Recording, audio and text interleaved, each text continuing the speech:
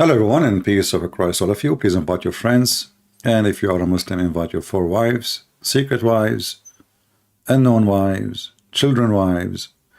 And let us talk today about the preserved Quran.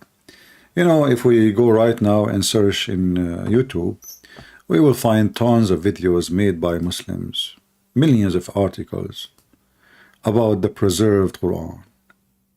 The preserved Quran.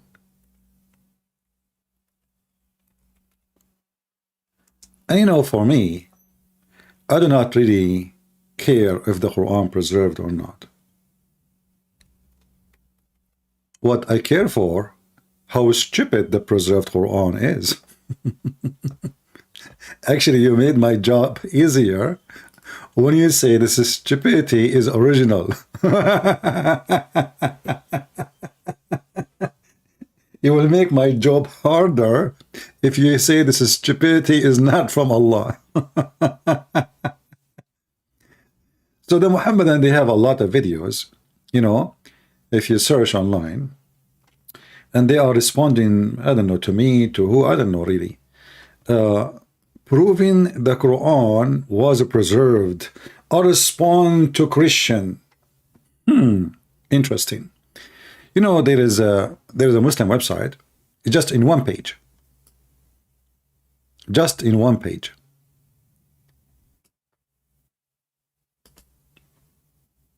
This is a Muslim website.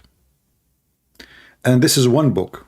And this is written by Imam al-Suyuti, which is Mimi Hijab. He mentioned his name in one video at least maybe 50, 60 times.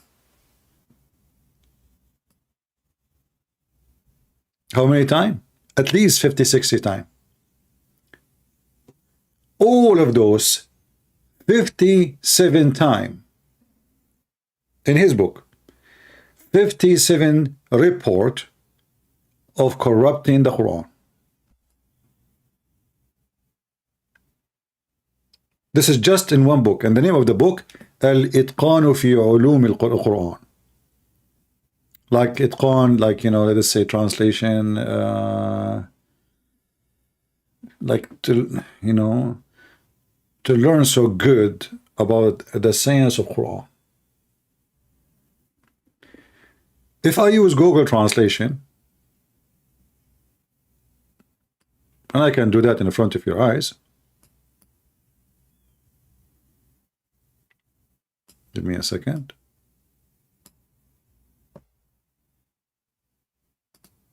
I will open another browser, Google browser, so we can use Google Translation.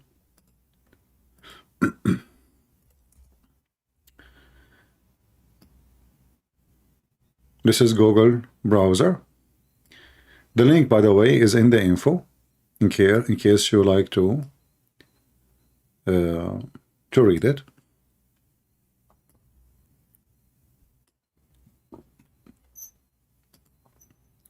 Translate into English. Hadith mention, the translation is not coming really accurate, the corruption of the Quran. 57 report. By who? By Al-Imam al-Suyuti.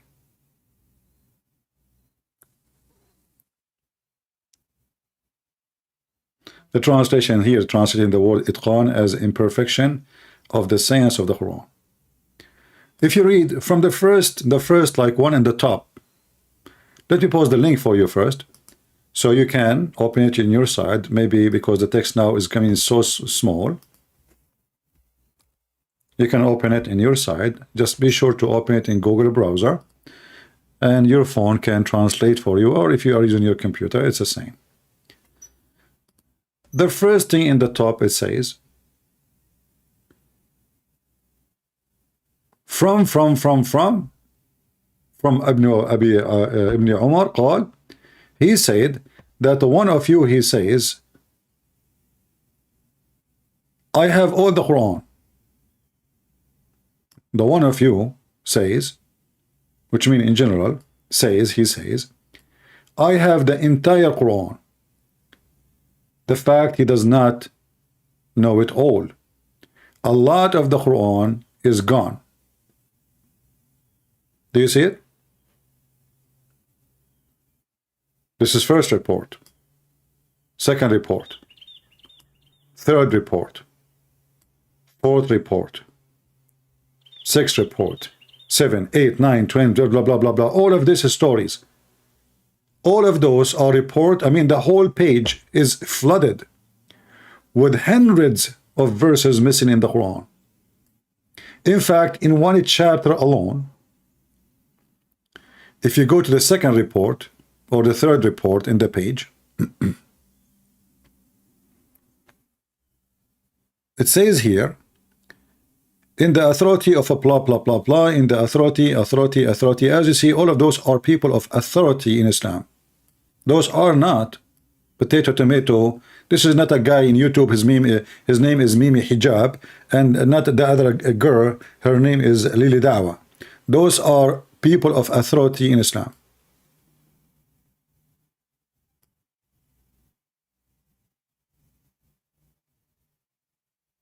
What they are saying? They are saying how Al-Ahzab was counted, the chapter of Al-Ahzab. I said it is 72 verses or 73. We see they are not even sure. He said it were the same as the chapter of Al-Baqarah. The same what? The same size of the chapter of the cow. You know, the original of Islam is a Hindu religion, as you know.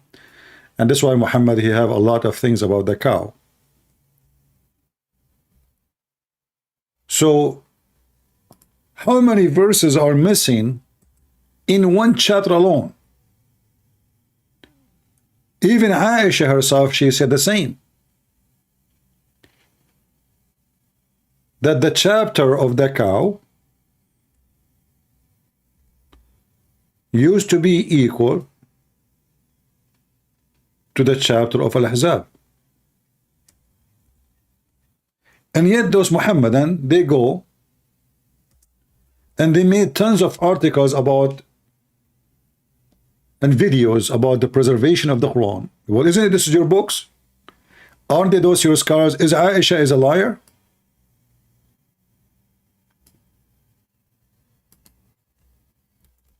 Is Aisha the wife of your prophet, Muslim Sunni? You know, the Muslim Sunni, they worship Muhammad, and anything slept with Muhammad is like holy for them, just because she opened her legs for Muhammad.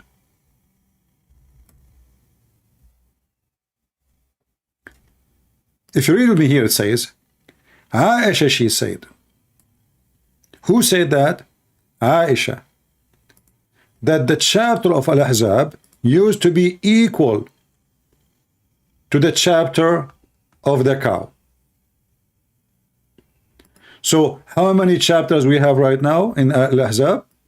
We have 33, 32 according to this. He's not sure.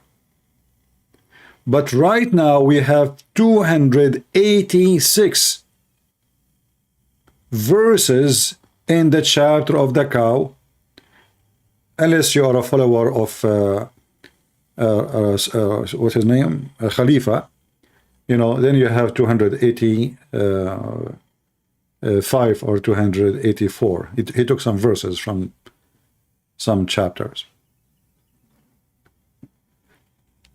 286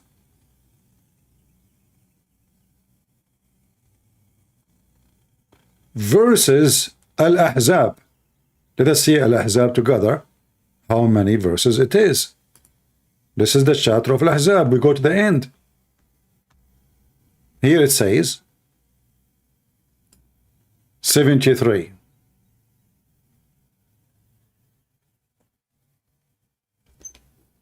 How many missing in one chapter?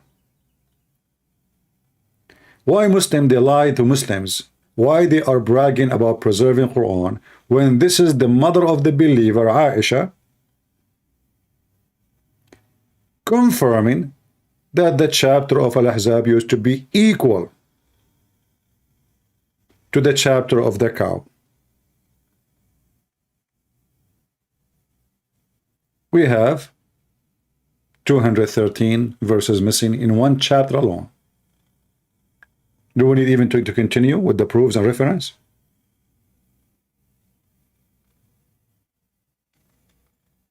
Do you see the hypocrite? Do you see the liars? Do I need to make a book? I mean, this is alone is enough. Look, the whole page is talking about how the Quran is gone.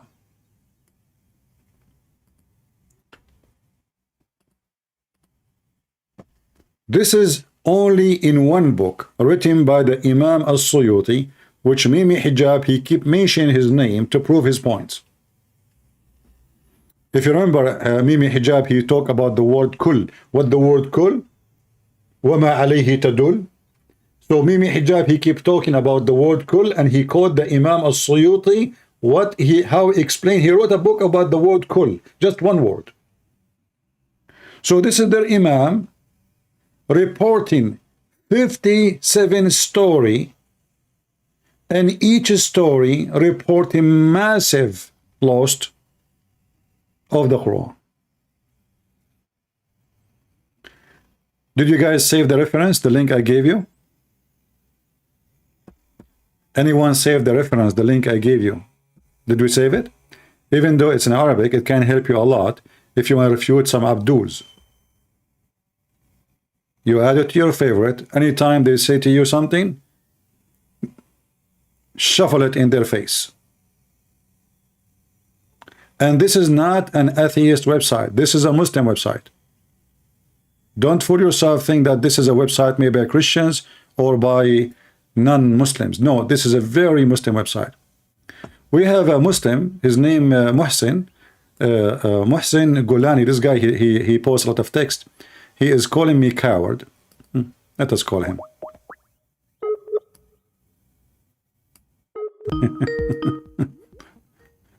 Let us see.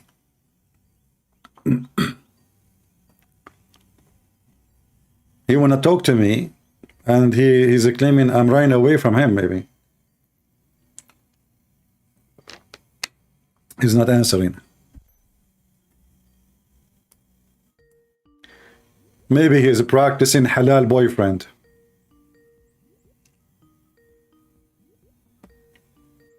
Not answering.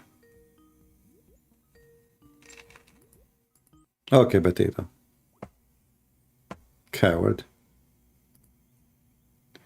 If you are a Muslim and you like to join us, feel free, just text me and I will call you immediately.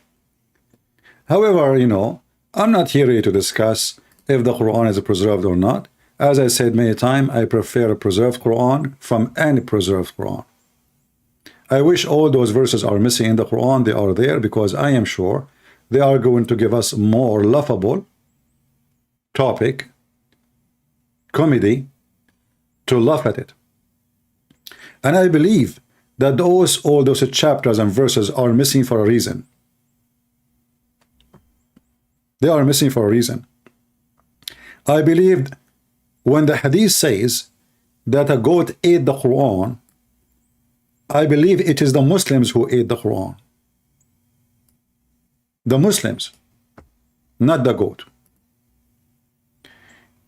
And I will prove it to you.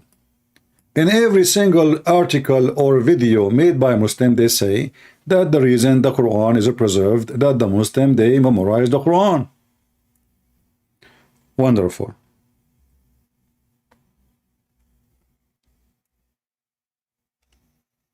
When the goat ate the Quran,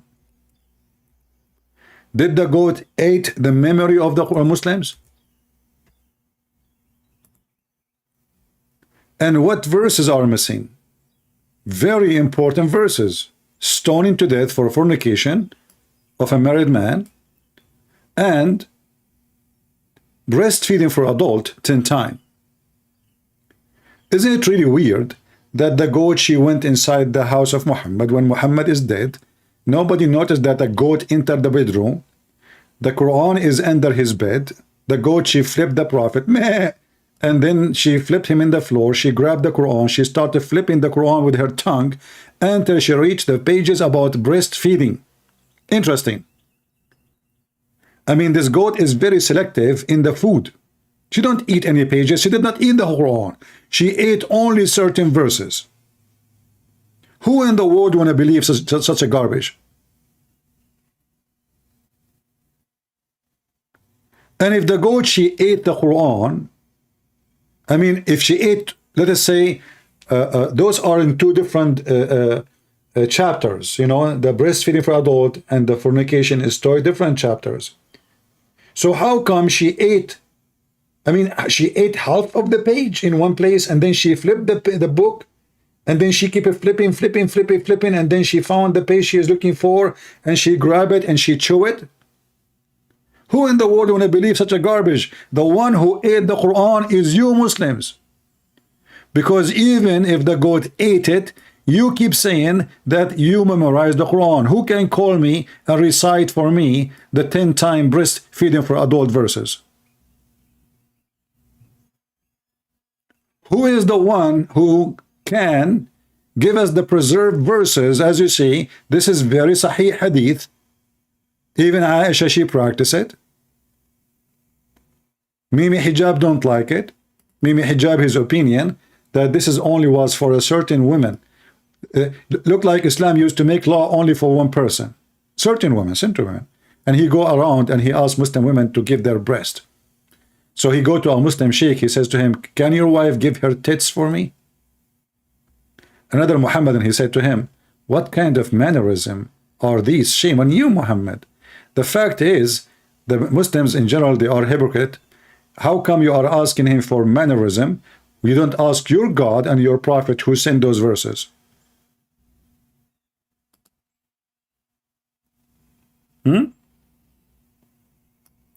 So the story about the goat eating the Quran, it does not make any sense. I believe that you Muslims is the one who ate it and you are the goat. Because all evidence is against you. You will not find one single Muslim video don't say that the Muslim memorized the whole Quran. Muslim memorized the whole Quran. Muslim memorized the whole Quran. Suddenly, not a single one of them can tell us, okay, what is the verses for 10-time breastfeeding for adult and 5-time? You see, the hadith is so clear. Those are revealed. Those are revealed verses. You see, they call it verse. They don't say a hadith. This is a verse, which means it's coming from Allah. The verses of the stoning and the breastfeeding adult and adult 10-time revealed. I mean, how clear it can be made that this is about being a verse. Verses in the Quran. And then what the excuse is that the goat, she entered into the house and the bedroom of Muhammad. Look like she have even the key. Maybe she hijacked the security code. And you know, imagine a prophet of God, he died. How many people will be in the house in that moment? Nobody noticed that the goat, she entered the room? I have some theory, but I am not sure if it's true. There's one theory saying that this goat was sent by the Mossad. In fact, there's a video online of a Shia cleric in Iraq. He claimed from Hezbollah, he claimed that Ali was killed by the Mossad. Let me see if I can find you the video.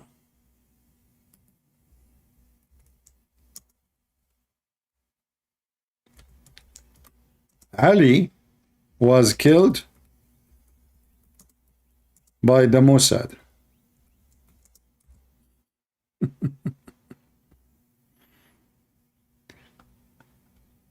I guess I cannot find it in English, so I have to search for it in Arabic. Give me a second. I mean, you know, they speak about IQ, etc. Well, there is no IQ with this religion. The second you are part of it, you have no IQ at all.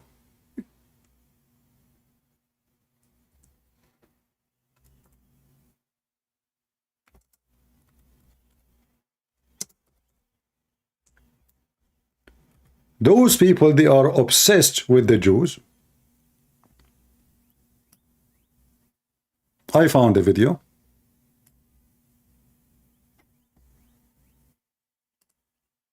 There's tons of them actually. And I will use Google translation.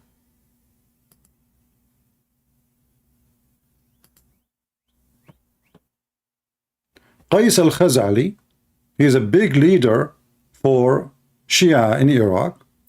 He said the Israeli Mossad behind the killing of Ali ibn Abi Talib, the cousin of Muhammad.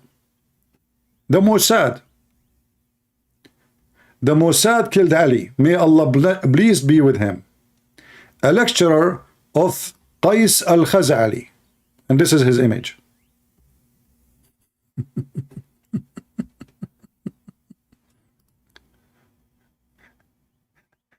I mean, yeah, we have evidence. But at that time, there is no Mossad, there is no Israel. What the heck is that? But that have a reason, because their false prophet, he blamed the Jews for everything. As an example, Muhammad, he claimed that if there is no Jews, no food would decay. So the reason you have a refrigerator at your home is because of the Jews. And if there is no Eve, there is no woman betray her husband. And the Muslim, they claim that the Christian in their Bible, they blame Eve for the sin of Adam. This is what they say. And they say, and they laugh at us, and they say, we do not accept the original sin. But the second you start reading, you will see how stupid this religion is.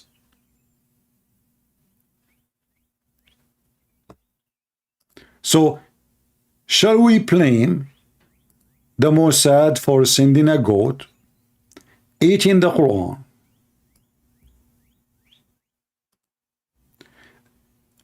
and then they say to us that Muhammad, he ordered and commanded to collect the Quran? That's absolutely false. This is Sahih al-Bukhari.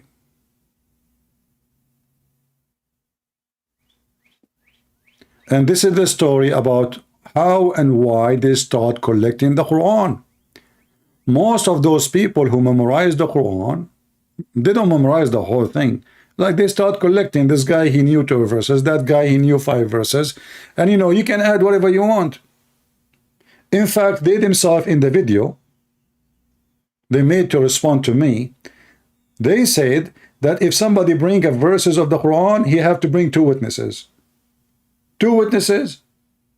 What if the 3 of them, they are lying? So there's only 3 people. They knew this verse. In fact, in the books of Muslims, it says that some verses, nobody even heard of them before. Here it says, when the warriors, the gang of Muhammad, they get killed in the war of Yamama, and this war, by the way, if Muhammad lose, Islam is demolished. Almost, actually, almost he lost. This is why a major casualty of Muhammad friends were slaughtered.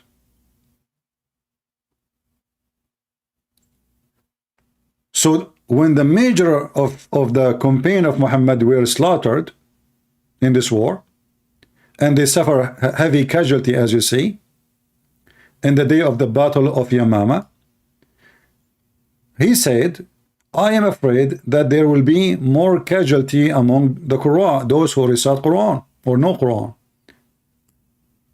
in other battlefield, whereby a large part of the Quran may be lost. And here you ask yourself, is the Quran preserved by Allah or by the act of the believers? Are you with me, guys? The one who's asking questions have nothing to do with our topic. Please, I mean, you guys, okay, why Christian Prince has several YouTube channels? Which one is official? All of them are my official. What's your business? Don't you see that YouTube target me, the Muslim target me, and do you need to be genius to know?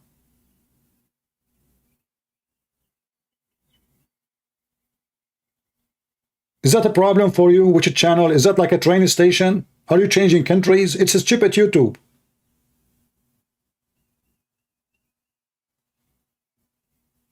Weirdo.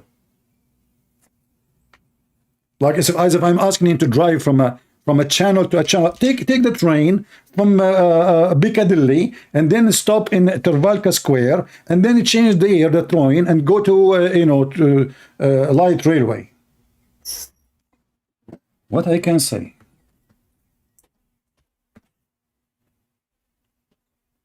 And instead of focusing on what I'm saying, they are worried about why. How come he have many channels?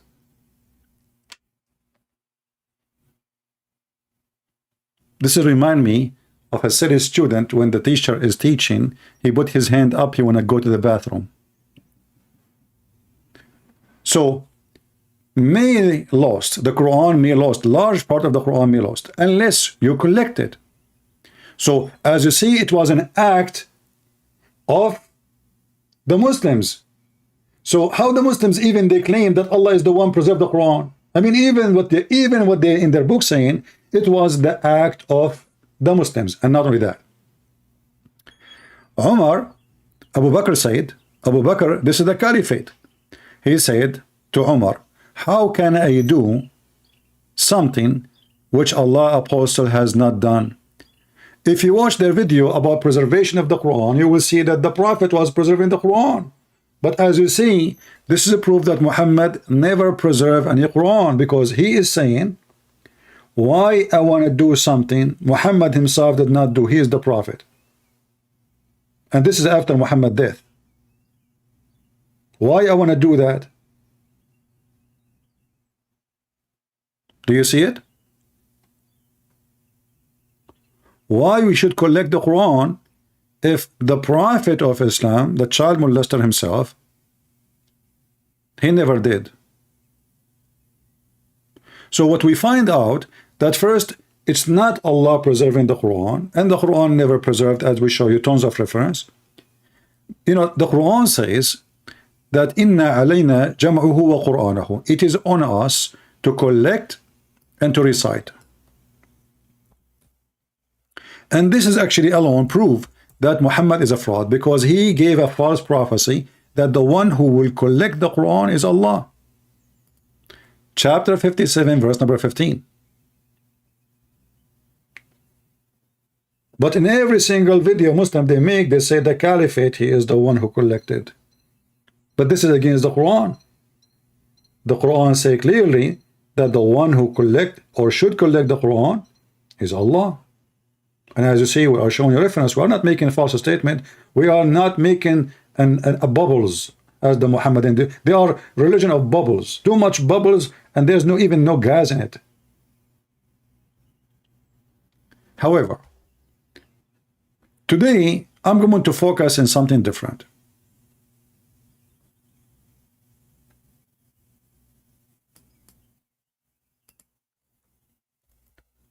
The preserved Quran,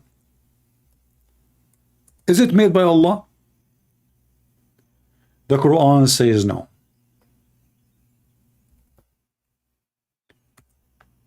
In the silly stupid Quran, there's a holy chapter. It's called the chapter of the ants. I mean, the whole chapter is a chapter of the ants. You Muslims are lucky there's no chapter of the cockroaches.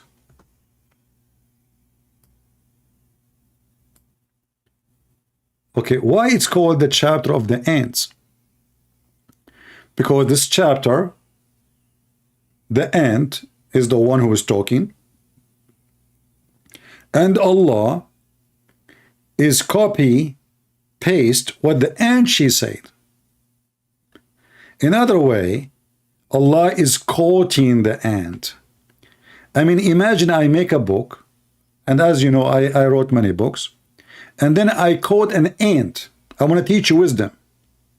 So what I do, to give you an example of wisdom, I quote what the ant said. Who is quoting the ant? Allah.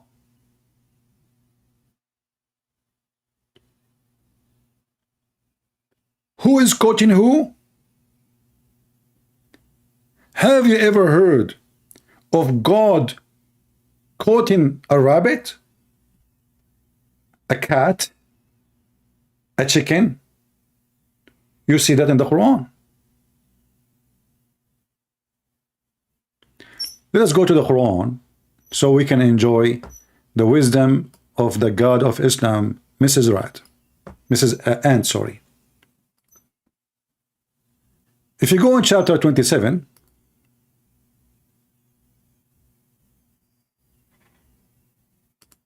what is the name of the chapter? An-Naml. What An-Naml mean? Ants.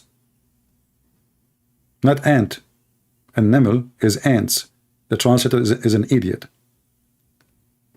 An-Naml. Okay.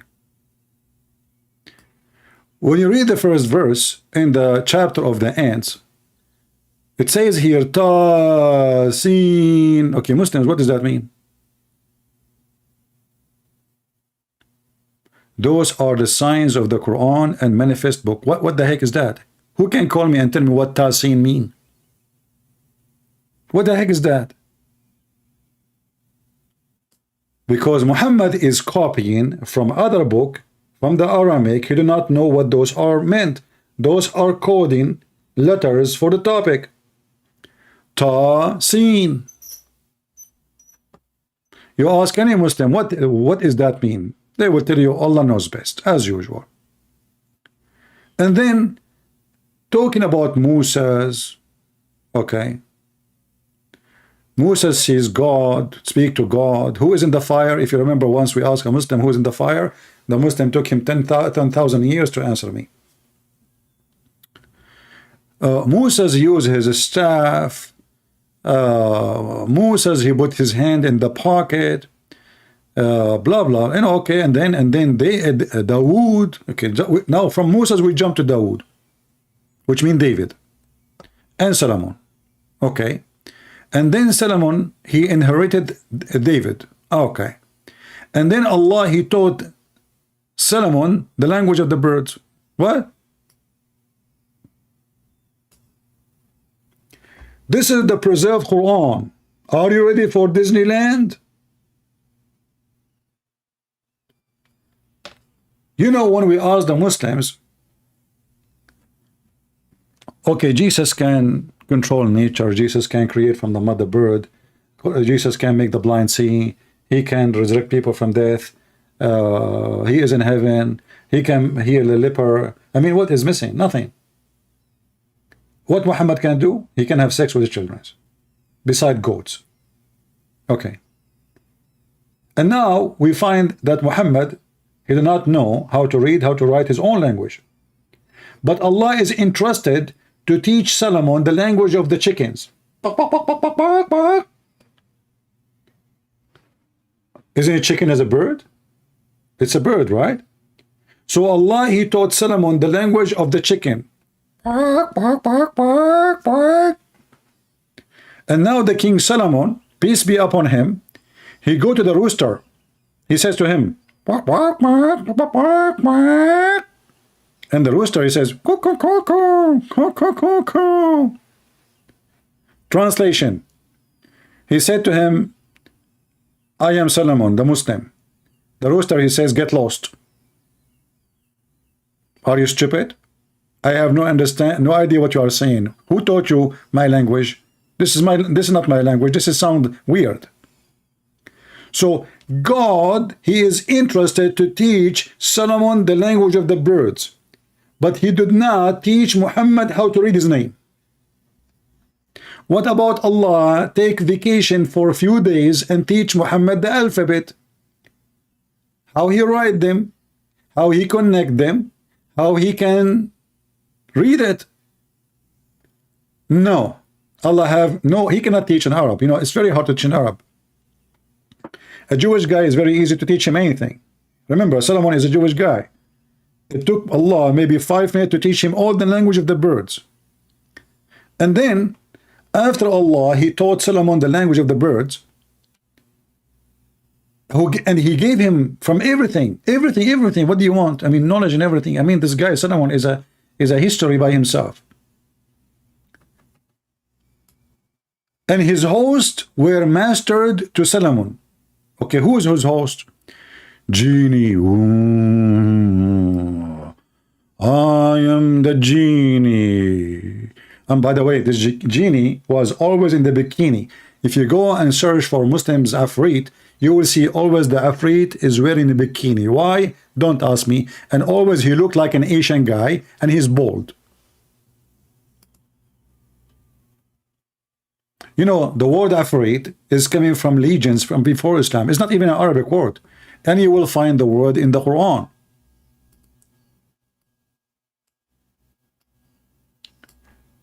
This Mr. Afrit, he is a devil. But he have a special feature.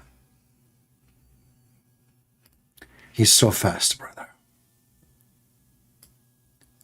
And Ifrit,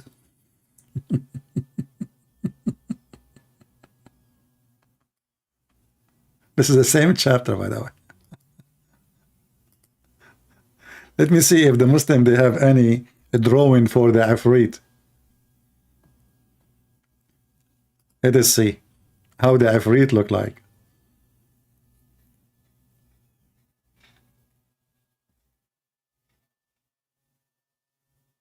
Maybe I better search in Arabic. Hold on.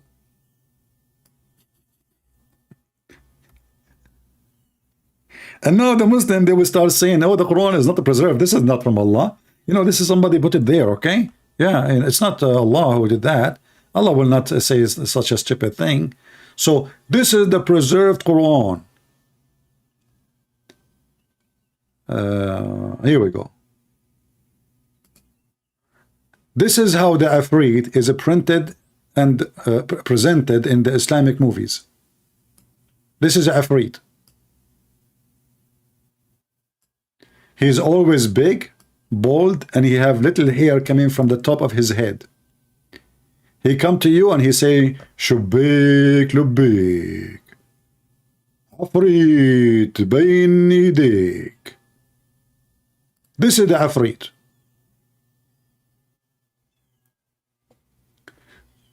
So Mr. Afrit was one of millions and billions of genie and Satan who work for Solomon. And he is so good in stealing things. So he told Solomon, after they told her that she have a nice, huge throne covered by jewelries and gold and silver, he said to Solomon, do you want me to go and bring it to you in 2 seconds? Before even you blink your eye. Look how fast he is. How come Allah did not give Muhammad the Afrit? In fact, in the hadith, it says that many Afrit, and they are black, they were riding Muhammad all day long on his back. Going back to our story about Mrs. Ant, may Allah bless her. And this ant, as you see, is very important, because if she is not important, why Allah will quote her statement? You see, when a king, he quotes somebody, the person must be important. Now we are talking about Allah quoting the ant, right? Allah himself, he is quoting the ant. And here you notice right away that the Quran is made by the ant. Read with me. Tell you when they came to the value of the ants, who is talking now? Allah. This line, Allah is talking.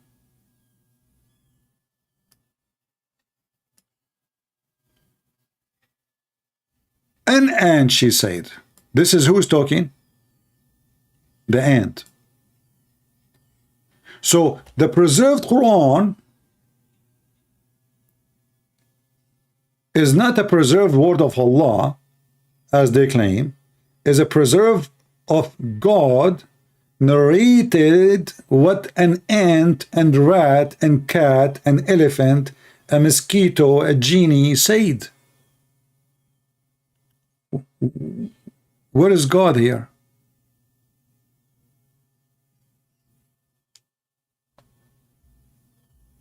You can tell there is somebody telling a story here. Listen, where is God? What is? Even in the Quran it says that Solomon, he says, we've been taught. Where is Allah words?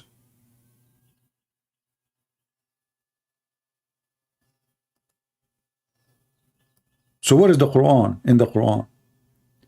So the Quran is he said, she said, including Mrs. Ant. If you go right now and search in Google for this book, it's called The Legions of the Jews. The Legions of the Jews.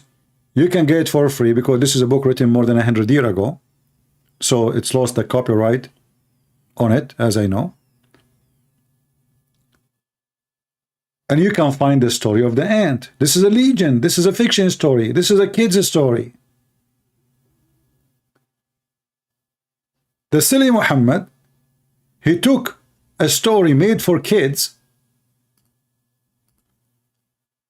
and he made it a story of God.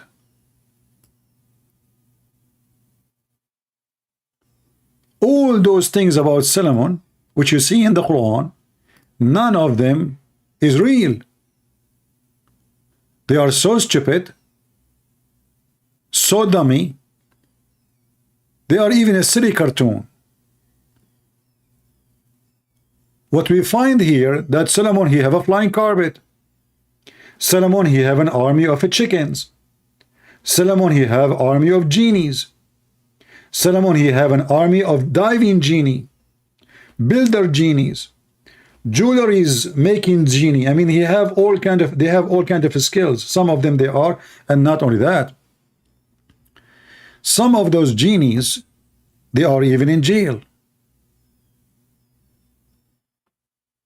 because they did not do good job. And now we are talking about an ant. The ant who is making Quran, and the Muslim, they say, who can make Quran like Allah? Nobody.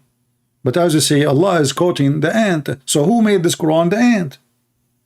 If I read this, who said this? An ant.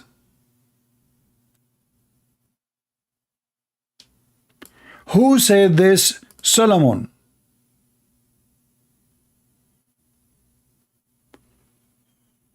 Where is the word of God? This is a storyteller guy, and now Solomon, he decided to check on the birds because his army is an army of birds. So he went and he checked on the hoopoe. Oops, what is the hoopoe? The hoopoe is not to be found. What is this guy? Why he's so important for Solomon? I mean, this guy, he have, you know, according to Muslims, his army all the way from Jerusalem all the way to Persia. That means, like, you know, hundreds of millions of people. Suddenly, Solomon is checking on this bird. He found that this bird is missing. From all his army, he did not notice anyone is missing, only this guy. He must be a big general. As you see, he's wearing this hat. And then Solomon, because he is a wise king, he said, where is this bird gone? He's absent without excuse. See how organized he is in his army. Even if you are a chicken, you cannot leave without asking for permission. There's ranks. You speak to the surgeon speak to the lieutenant speak to the major speak to the colonel, and then you speak at the end to the prophet. The bird, he is gone, he is absent without my permission.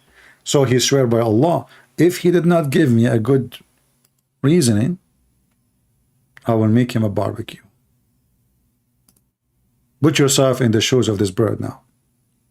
The king, prophet of Allah, a Muslim prophet, coming to check on you, and you are not there.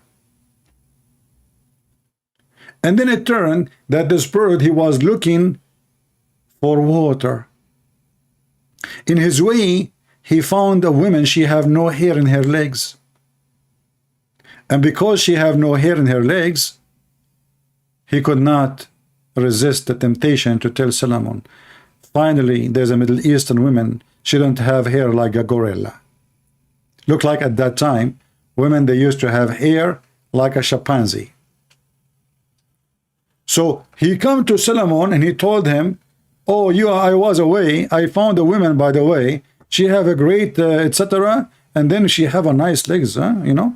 And then the story says that when Suleiman, he went there, she walked in a mirror floor. When she left her skirt to work, they saw a lot of hair in her legs. The Muslim, they say it was the shaitan who made her legs full of hair, so Suleiman will not love her. True story. Those things always happen. But going back to the ant.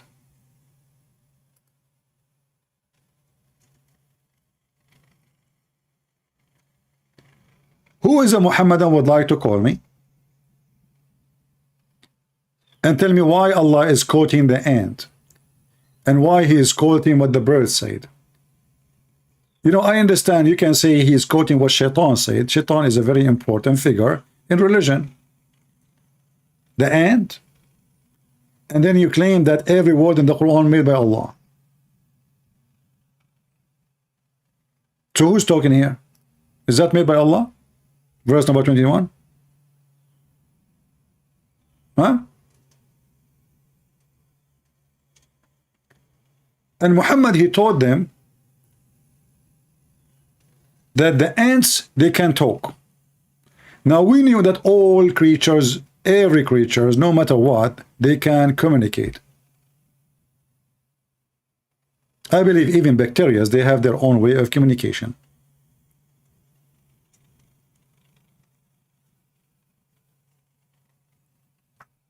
But in the Quran, as you see, the ant, she said, in Arabic, when you say qala or qalat, that means you open your mouth, you have a tongue, and you spoke.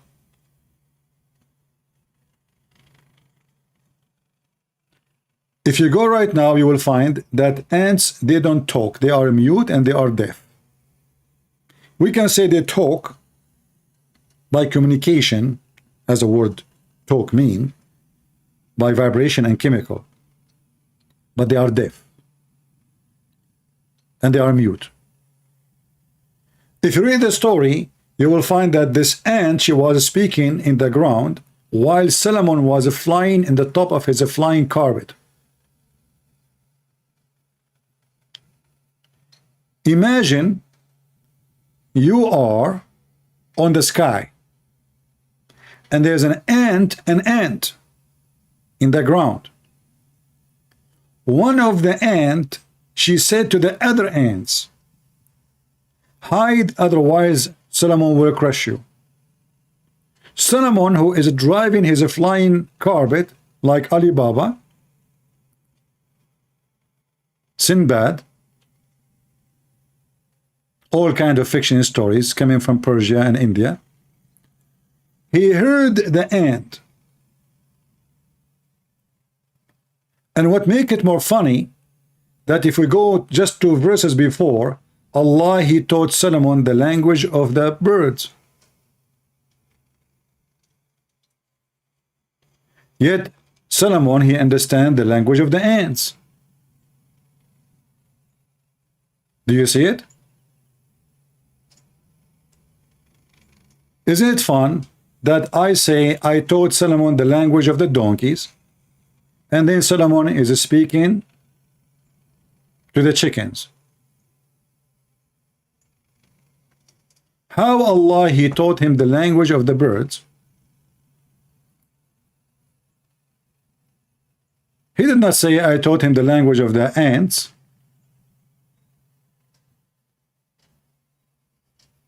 And now he heard the ant, which is mute and deaf, which making the story more silly, talking. And when Solomon, he heard her speech, she was making a speech, by the way. She's holding a microphone. Yeah, this is a speaker corner, shouting.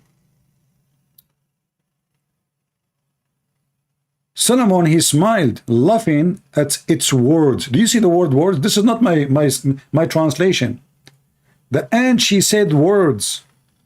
As you see, it's Quran.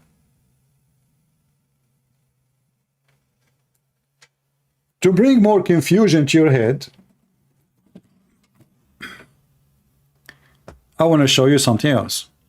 We will go back to the bird thing.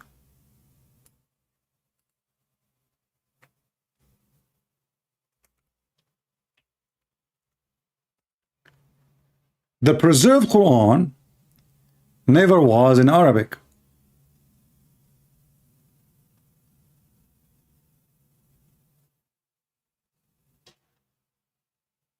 How we can prove that? Read with me. This is Sahih al-Bukhari. This is what? This is Sahih al-Bukhari.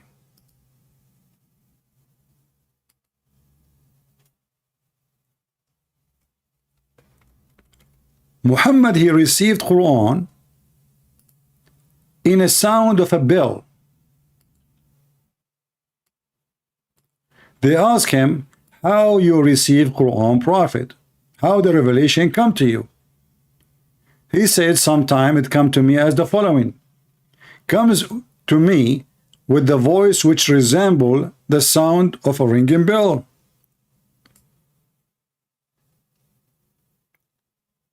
And when this happened, stayed upon me, which means this guy, he faint, he go crazy. Obviously, he's mentally ill. You can ask any doctor about hearing such a noise. Now, Muhammad, he received a sound of a bell. Tararan, tararan. Tararan, tararan. How the bell sound become Arabic? Are you with me? It confirmed that the Quran never was in Arabic. The Quran was given to Muhammad as a sound of a bell. Then how Muhammad was able to transform the sound of the bell into a sound of Arabic language? The answer is very easy.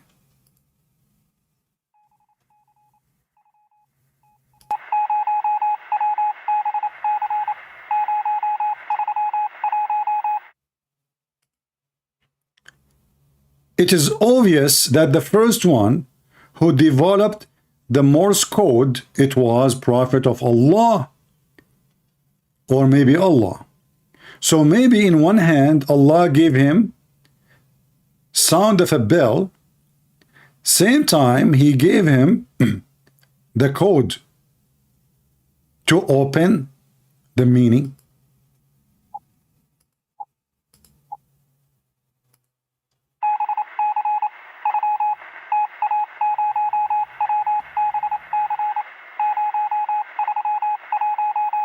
What you heard, this was a verse number 1 from the chapter of the cow. It says, based on the code, the cow, she said, she is hot and she is waiting for a male ox.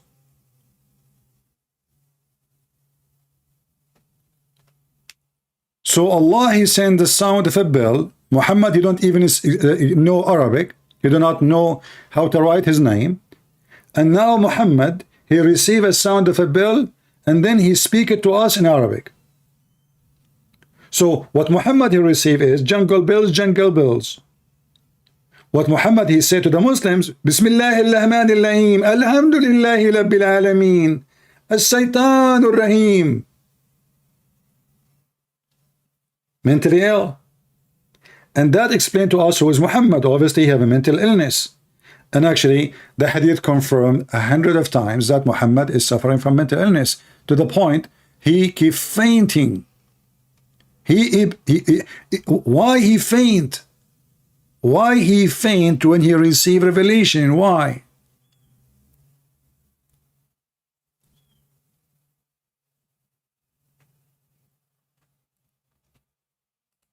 You know, while Jesus was healing people from diseases, nobody can heal. Muhammad used to faint every few seconds.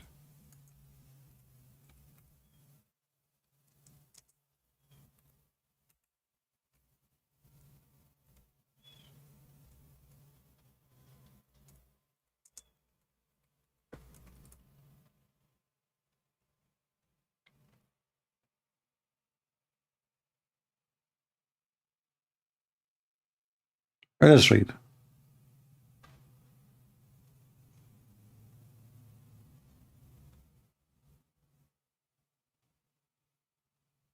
We have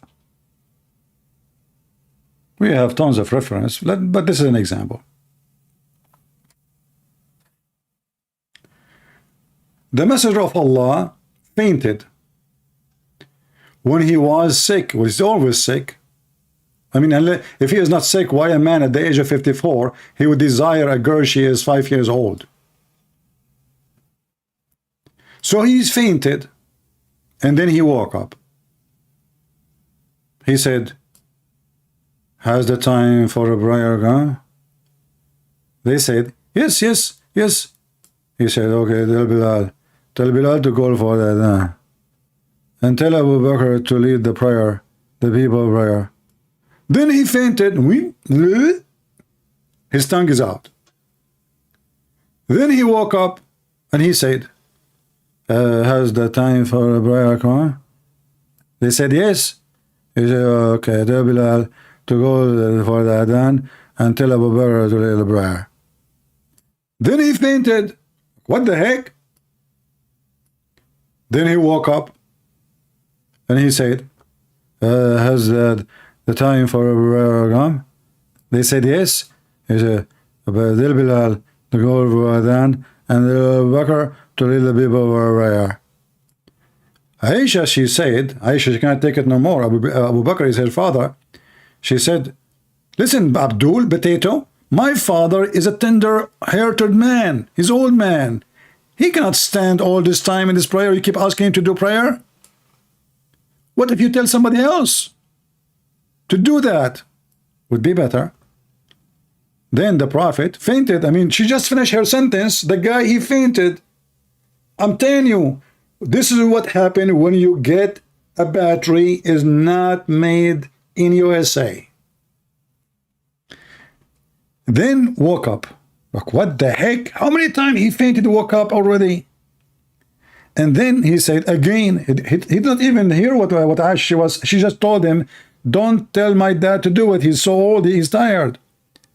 So he woke up, he said, to go over there, and we're going to lead the prayer. You know, what?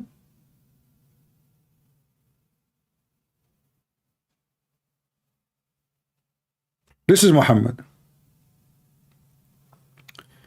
Somebody says, Christian Prince, I want to expose your lies. Why you blocked me? I mean, you see how much you are blocked to the point you can't talk to me in the chat. Why you don't call me? Mr. Blocked me. Are you afraid if you call me, you will faint too, like your prophet?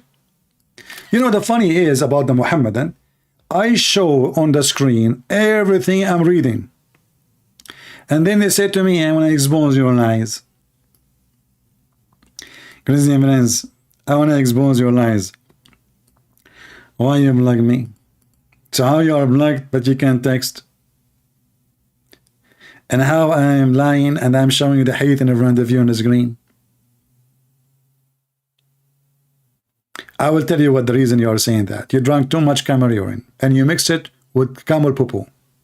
And you took a shower after that with bi'r bida, which have stinky garbage and women blood from period and dead dogs. And that all cause you symptom of a disease called hukubuku haram. So why you don't call me Mr. Blocked me?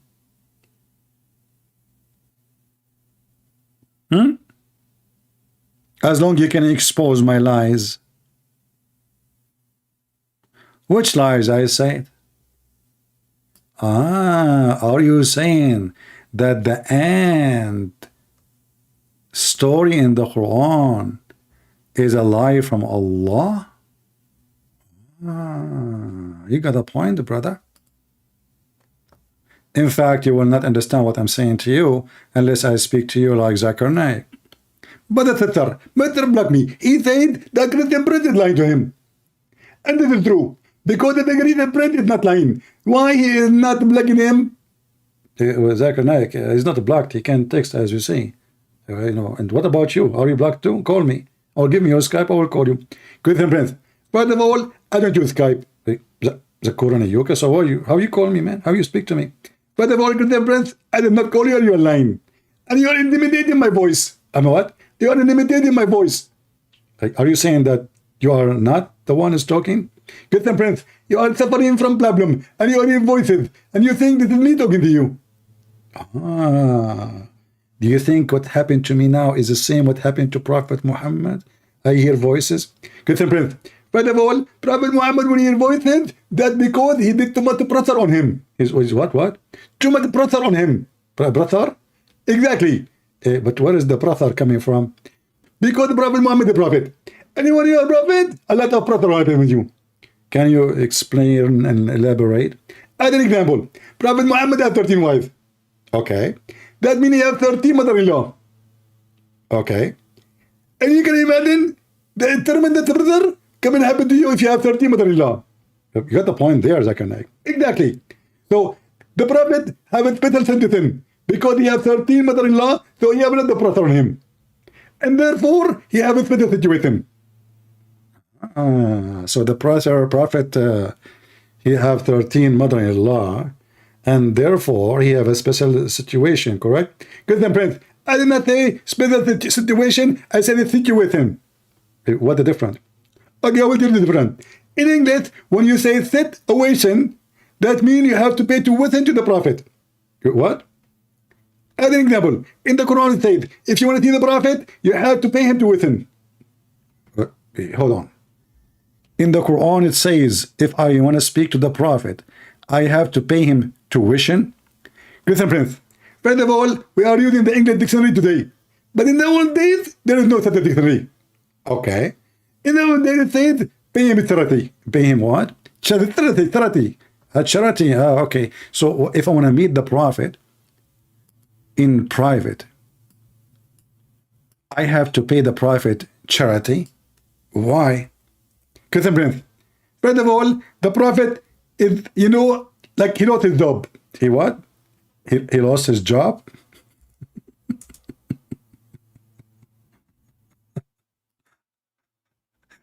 Chapter 58, verse number 12.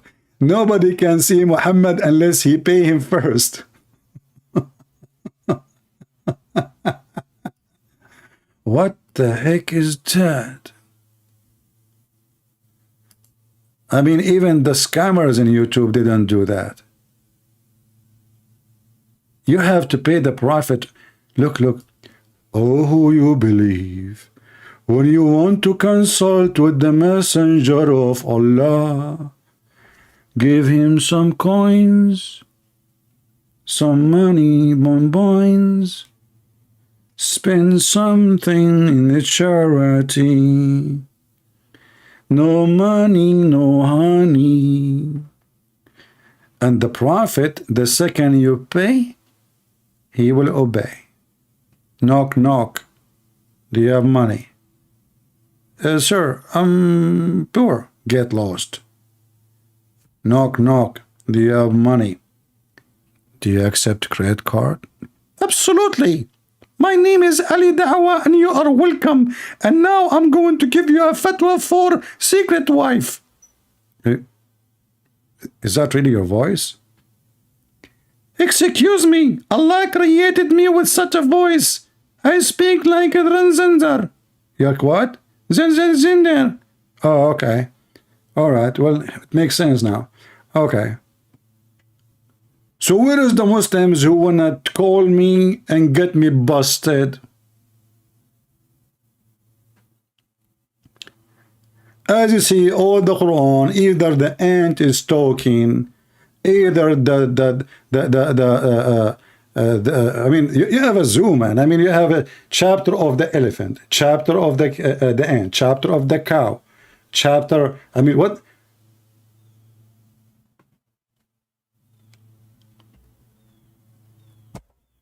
Oh boy.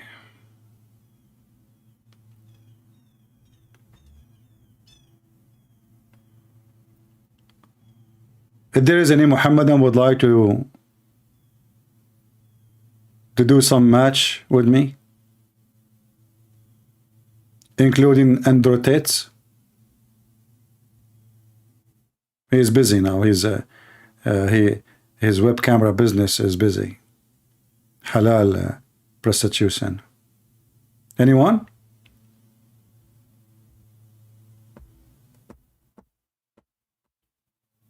Okay, any half one. So they claim they can refute me. How the Muslim they refute Christian Prince, by the way? The second I show them any reference, the Muslim they will answer you this. Look what they will say. Okay, 3P. This hadith reported by Tomato. Tomato, she said to Potato. Potato, he says to Potato. Potato says to Susu. Susu says to Dudu. Dudu says to Mimi. Mimi is very well known to be a liar. Therefore, this hadith is rejected. We solved the problem. That's it.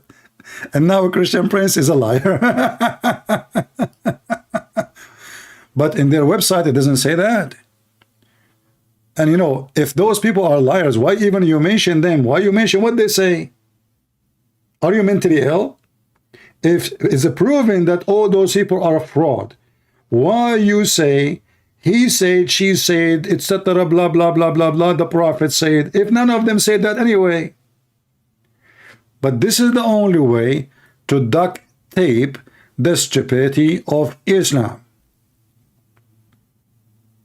As an example, not limited.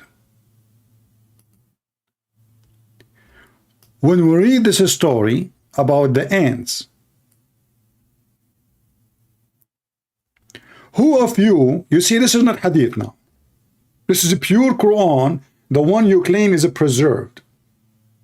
Who of you would like to call me and tell me how Suleiman, who is a human being, he's a human being, he's not an angel, he was flying in the sky and he heard an ant, which is a mute and deaf, speaking. Who can call me and tell me how this amazing thing happened? All right. I will tell you how that happened. And now they will say to you, Christian Prince is lying. We can go right now and search for how this happened, written, explained by the Muhammadan. Shall we? So the Muhammadan cannot say, oh, he's lying.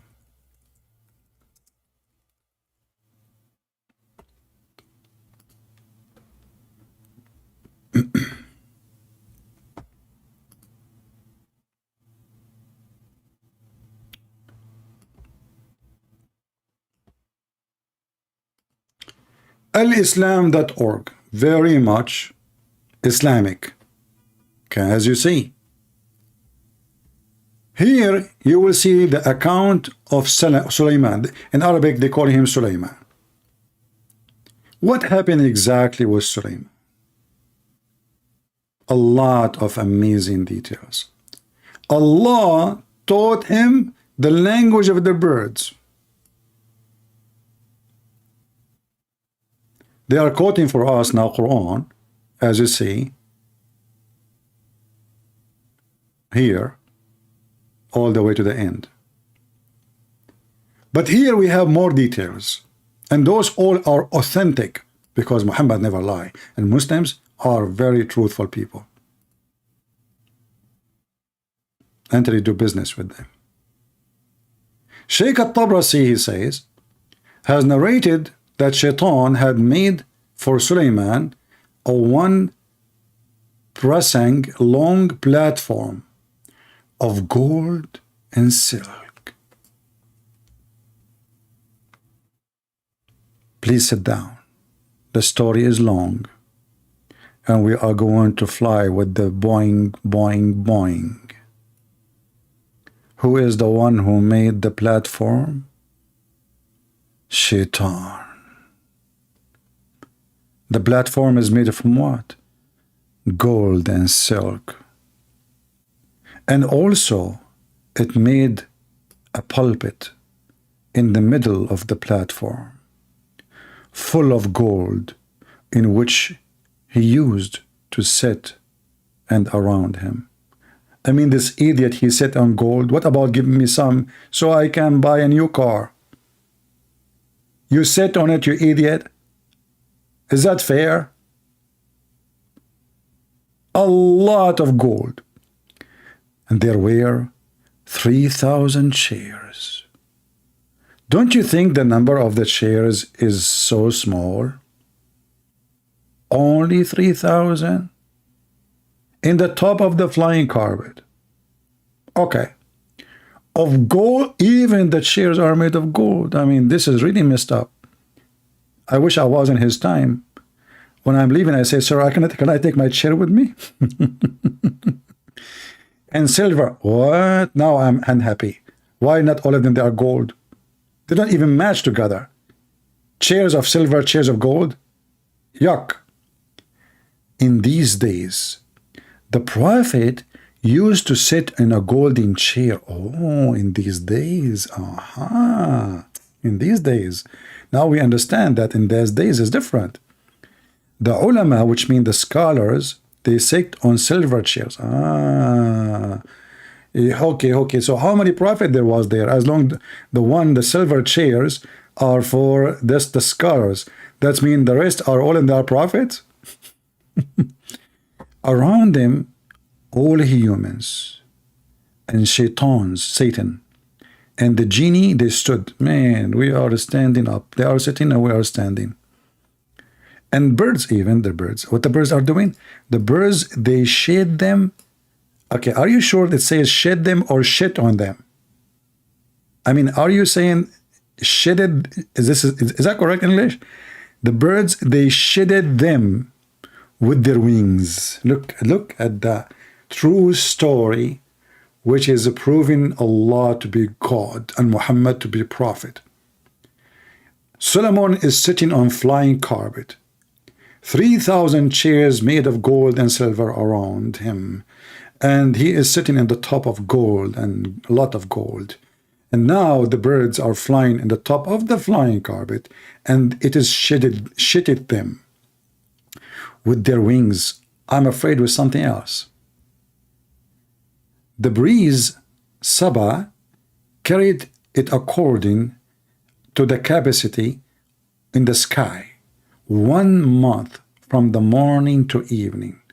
So this flying carpet can fly by 1 morning to night, a distance of 1 month journey. I mean, you can tell how slow this flying carpet. I will tell you why. Because 1 month journey in what speed? In the speed of the camel. This is nothing. But anyway, let it go. And for another month, every morning. In other tradition, it's narrated that Imam Muhammad al-Baqir, that Allah gave him the kingdom, Allah gave the kingdom to Sulaiman from the east to the west. He ruled 700 years. Only?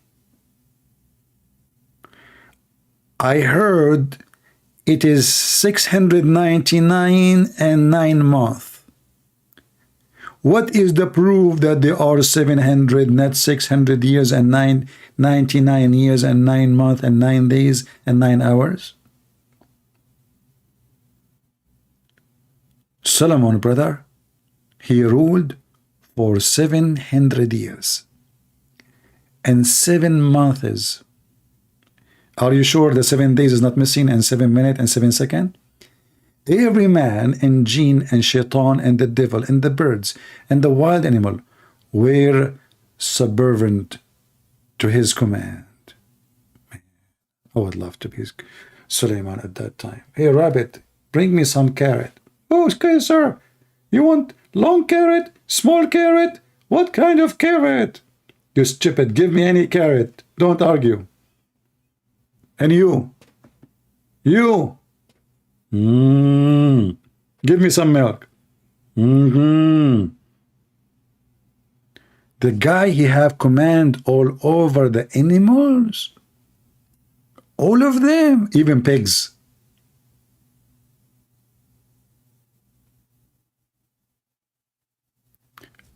My admins, they love my English. I feel sorry for them. They live in England. They don't speak good English. You know, those people, people who live in England, like, hey, mate, how you doing, mate? Like, what the heck? Like, do you have what and the what? Like, what the heck? Yeah, what do and that is supposedly their English. Listen, hear the English. Here is the. Okay, I will tell you now a different story. I will change the topic. My cousin Shakespeare, who they call him there Shakespeare, trying to change his identity. My cousin Shakespeare, he is the one who wrote the book. It's called Shakira Bakira. And then those English people, they took the book and they changed the name and they called it The Tale of Two Cities. I'm telling you. Anyway, back to the story. And by the way, all those stories are true. All of them. I mean, you remember the Muslim, he says he want to call me to prove that I am a liar? I'm reading from their website and they say to me, Christian Prince is lying. He's lying.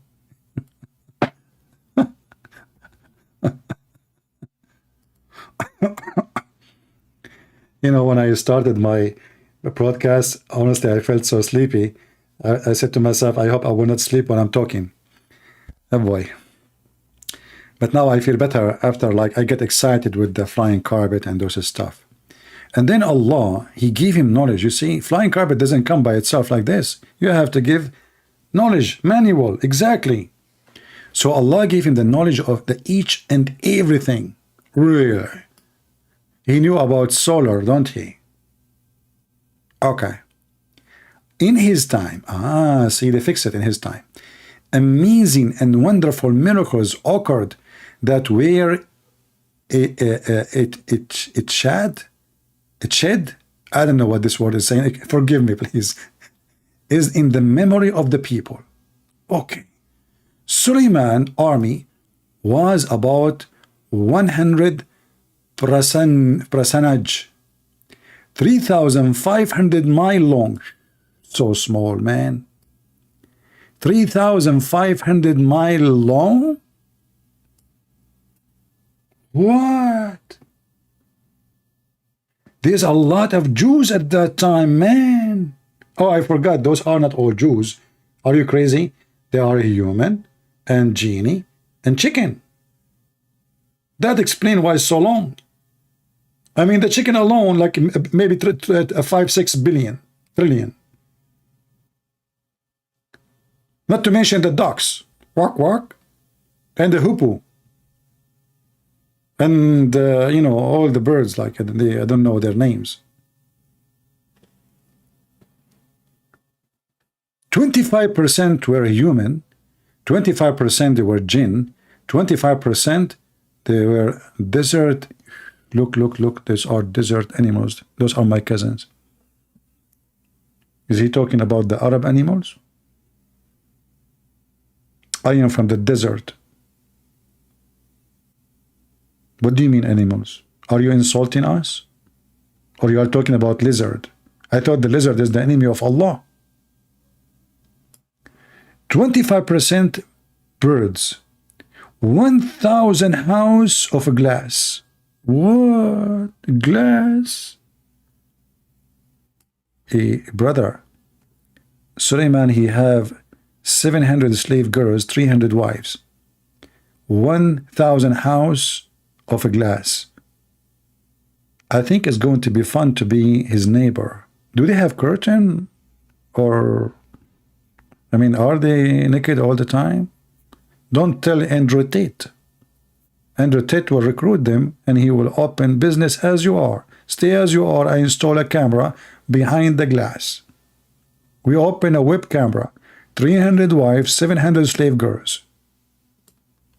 Suleiman used to order strong wind to lift the house and order the soft wind to move the house slowly. Ooh. Ooh. That's amazing. This is the preserved Quran, brother? Or this is the preserved Mickey Mouse?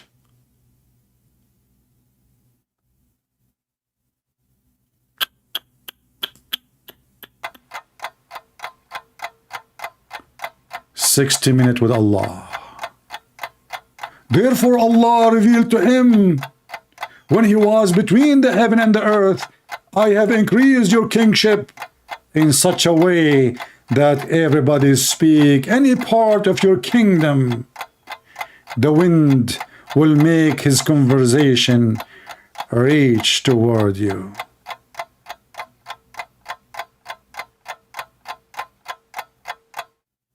Now we understand how Sulaiman was able to hear the end even though he was in the sky. Be honest with me. Don't you feel like you want to convert to Islam and the preserved Quran must be the book of God?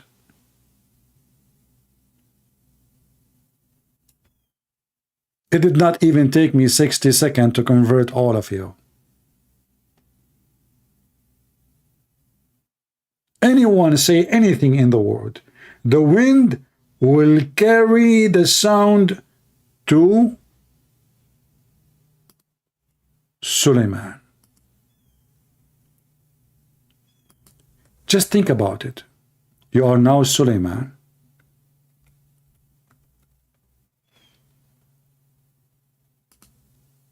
And you are blessed by Allah.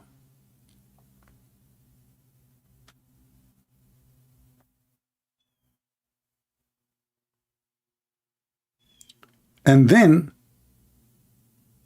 any sound will be made.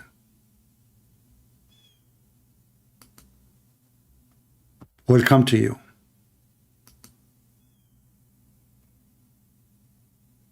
Any sound.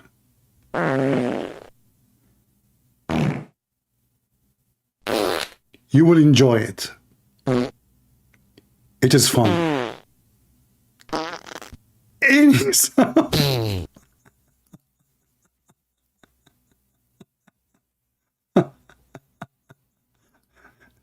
Are you sure?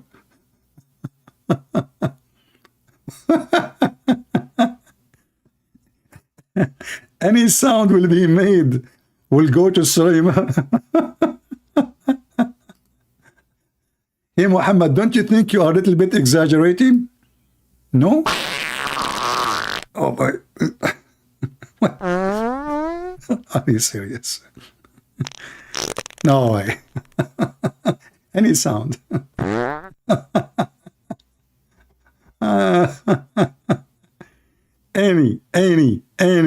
Any sound. I mean, you make the sound, it goes right away to Sulaiman. And Sulaiman now is enjoying it, and he's like, wow, I'm so lucky, man. I'm so damn lucky. Unbelievable. Look at me. If somebody fought in the east or in the west, Allah blessed me, and I can hear his fart. That's not fart. That is diarrhea. And then the Muslims, they come here. Look, there's a Muslim, he says, I respect Andrew. I don't respect your Christian friends. And my friend, I'm so glad you respect Andrew because he's an admin. You don't respect me because usually I don't block people for insulting me. This is why.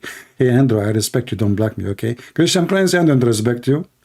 My friend, your name, I am the Muhammadan. I say your name, change it and make it, you are the potato. Because if you are a man, you call me and you tell me why you don't respect me. Why? I'm sharing with you all the beautiful stories from your Prophet Muhammad. Amazing stories, beautiful stories, historic stories. Aren't you proud? So call me as long as you are a Muhammadan and explain to us. I don't want you to respect me at all. I don't care if you respect me or not. Why you don't call me and tell me what's going on? Let us continue. Feel free, don't respect me, please. I mean, this is a Muslim respecting me, that is an insult. That means there's something wrong with me. So please don't. Because Muslim, they will respect you only if you are a hypocrite, liar, fabricator, and you don't tell the truth. The second you read for them what is in their book, you are disrespected. I'm reading your books. They get angry from you for opening their stupid books.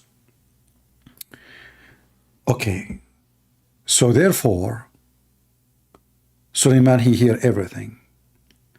At-Ta'labi narrated that when Suleiman traveled in a movable equipment, he used to take along his household, his army, his servant, and his accountant, his scribe.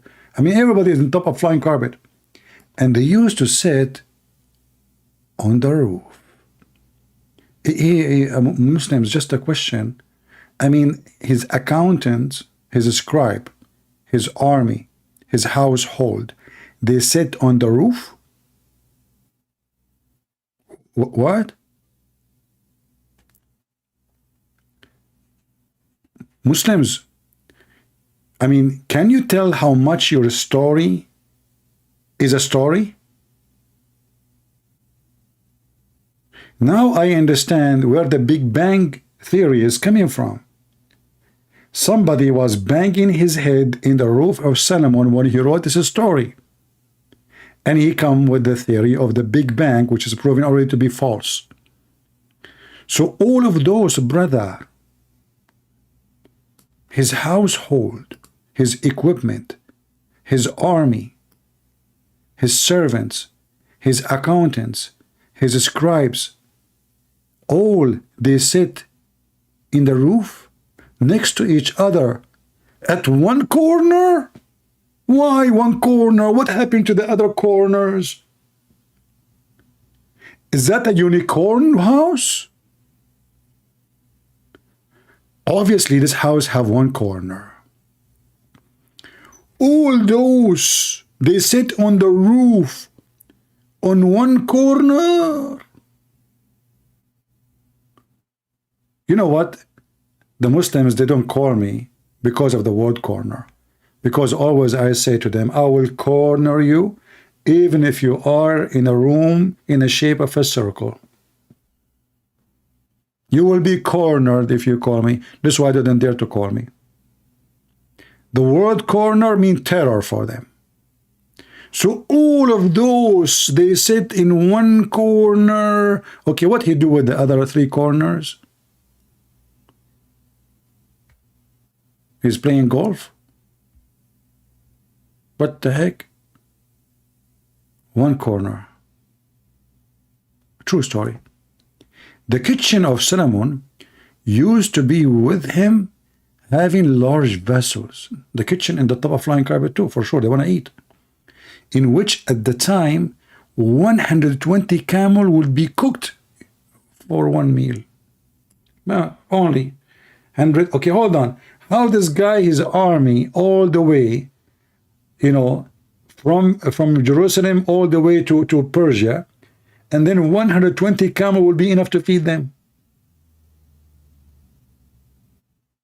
I mean, do you see the stupidity? Such a huge army, only 120 camels? And by the way, as long as the journey is so long, how many camels in the top of the flying carpet? Anyway, just let it go. In the front, it was a ground for the quad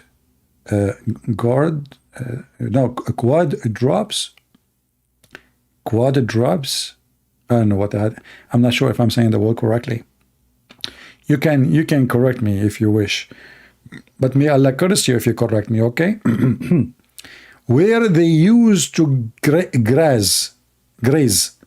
Chief were busy in the cooking and the artisan busy in their craft. Everybody doing his job. The guy is doing paint, is painting. The one is fixing the glass. This one is fixing the lock. This one is fixing the fuse for the electricity. This one is installing solar system. The other one is cooking the camel. And there's artists, they are doing craft too. And the horses were tied in the front of him. And the basat, which means the carpet, was flying. Look at the details, brother.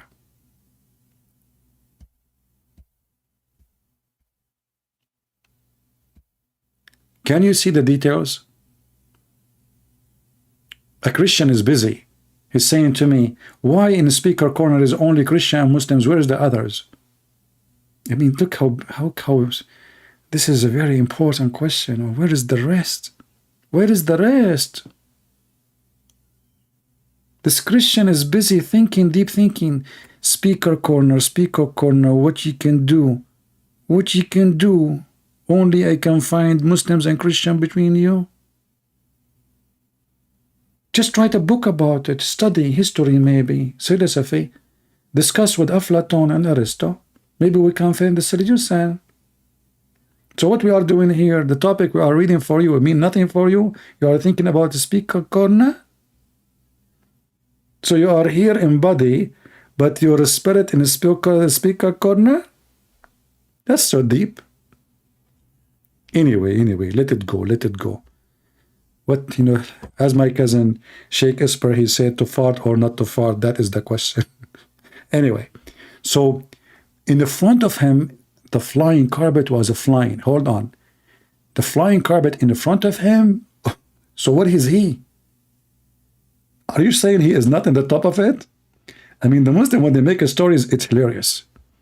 Anyway, maybe the one who wrote it, he was thinking about the flying about the speaker corner. One day, he traveled from the outskirts of Shiraz. Shiraz? He was in Iran? He's a Persian. Toward Yemen. From Iran to Yemen. And he passed by Medina. Gas station, what you can do? I mean, the Medina is well known, gas station. Suleiman, he says, this place of Hijrah. What the heck he knew about Muhammad? And the last prophet. He knew Muhammad, he knew about him. What a good person he is. Yeah, he was having sex with 6-year-old girl, kidnapping women from their houses, sleeping with his own son, wife, sucking the tongue of his grandson, and licking the face of Osama, and wishing that he is a girl so he can dress him. And he was kissing a man down his belly, and the man, he was hugging him. Say, Prophet, this is how I want it. All right. Christian Prince, I demand you, tell us where the carpet now, and you must using it selfishly and secretly. No, this is a false accusation. You have no proof of it. Okay, and I can prove that I have right now, I am not on hold on the flying carpet. Absolutely. My family, what they do for a living is airplane hijacking. So my grandfather, he said to my dad, listen, I have only about 600 kids. From your side, there's only 97 boys over the age of 18. You use this flying carpet only to hijack the airplanes of the kuffar. That's why if you are flying, there's a place it's called Bermuda. You know Bermuda? Why they call it Bermuda? Because my dad and his tribe, they used to go to a bar in that area called Bar Moda. Moda is a girl there, she opened a bar. So you go to the bar of Moda, she's from Kuwait, and they sit there, and when they hear that there's a flight, an airplane is coming, they jump in the top of the flying carpet, and then what they do, they fly next to the airplane, and they jump in the wind. They break the windows with the hammer. My dad, by the way, he have the hammer of Thor. Yeah, he got it from. It come with the carpet anyway. Actually, it is the key for the carpet. You put it in the thing, and you turn the thing, and then the thing fly. You know the thing. So anyway, this is so accusing me to have the flying carpet. That's absolutely false. I'm not using it now. I'm not sitting on it, and you have no proof. All right. So I got you busted. And all the stories I gave you is very authentic. And the funny is, a Muslim, he said that, do you know that Luke, he was not one of the disciples of Jesus? Yet he wrote a Bible about Jesus? Abdul, Luke was one of the 70 chosen disciples of Jesus. You are a potato. Secondly, as long you don't accept somebody, he was not with Jesus as you claim. How you accept Muhammad? And he said an eyewitness. He was not an eyewitness to Jesus. So how you accept Muhammad, who was eyewitness for Solomon? How Muhammad is telling us about the flying carpet? He was an eyewitness. He was eyewitness for everybody. Solomon, Abraham, flying carpet, Tafrit.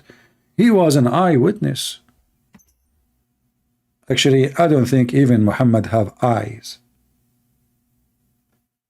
He see from different location, wrong location. We go back to our topic. So, if there is any Muslim here when I talk about the preserved Quran, this is your preserved Quran? It's a joke. So even when you fight for preservation of the Quran, we die laughing. If this is the preserved Quran, is so stupid. So what about not preserved? So you Muslim, you tell us that after you work hard to preserve the Quran, which is not Allah preserving the Quran, when the Quran, Allah said He will preserve the Quran, but what you say to us in all your videos, that the Sahaba, the companion, they memorized the Quran. So the Quran lie when the Quran promised that Allah will preserve the Quran. And the Quran says, I on me, inna alayna jam'uhu wa Qur'anahu. It is on us. Who is talking? Allah. So it turned to be that the Quran is not preserved.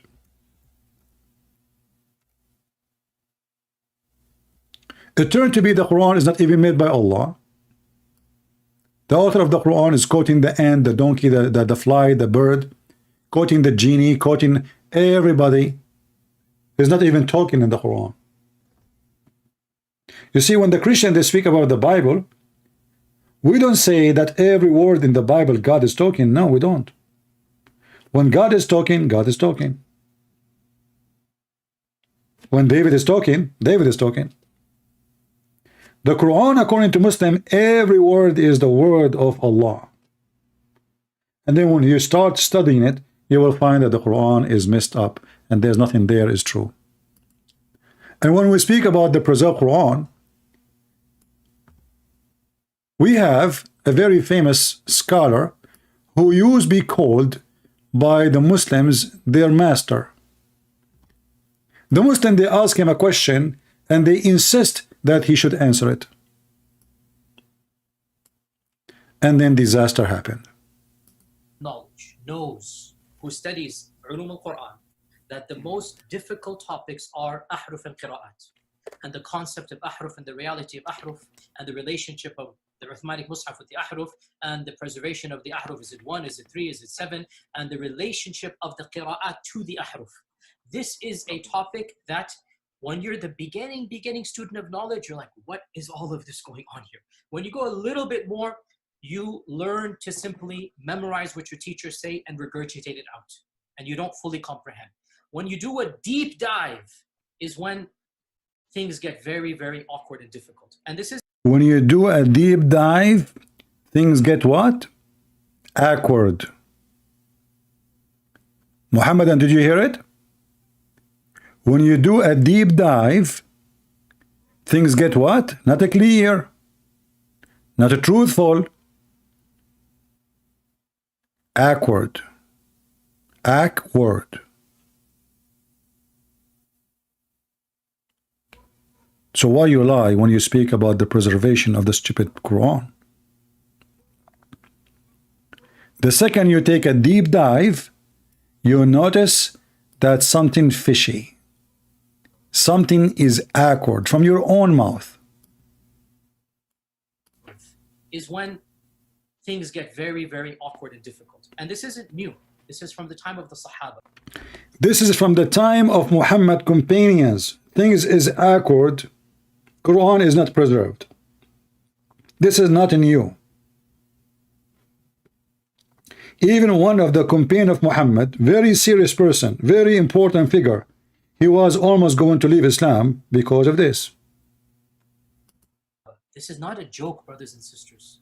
The issue of ahruf and qira'at caused confusion to somebody whom the Prophet ﷺ said, if you want to listen to the Quran directly, listen to Ubay. Ubay is not some even average Sahabi. He is the Qari of the Quran. This is not Lili Dawa. This is not Mimi Hijab. This is not Zuzu Zakura Nayuka.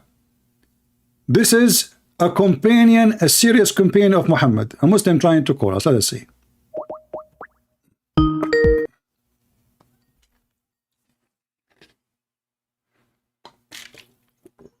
Yes, hello, my friend. Are you a Muslim? Nobody can hear you, by the way, only me. He's making the sound of a donkey. This is Fakira. He's making the sound of a donkey. Nobody heard you, only me. Anyway, this is why we mute in the beginning, to be sure that's not a kid. All right. And he goes, فَدَخَلْ فِي نَفْسِي شَكْ.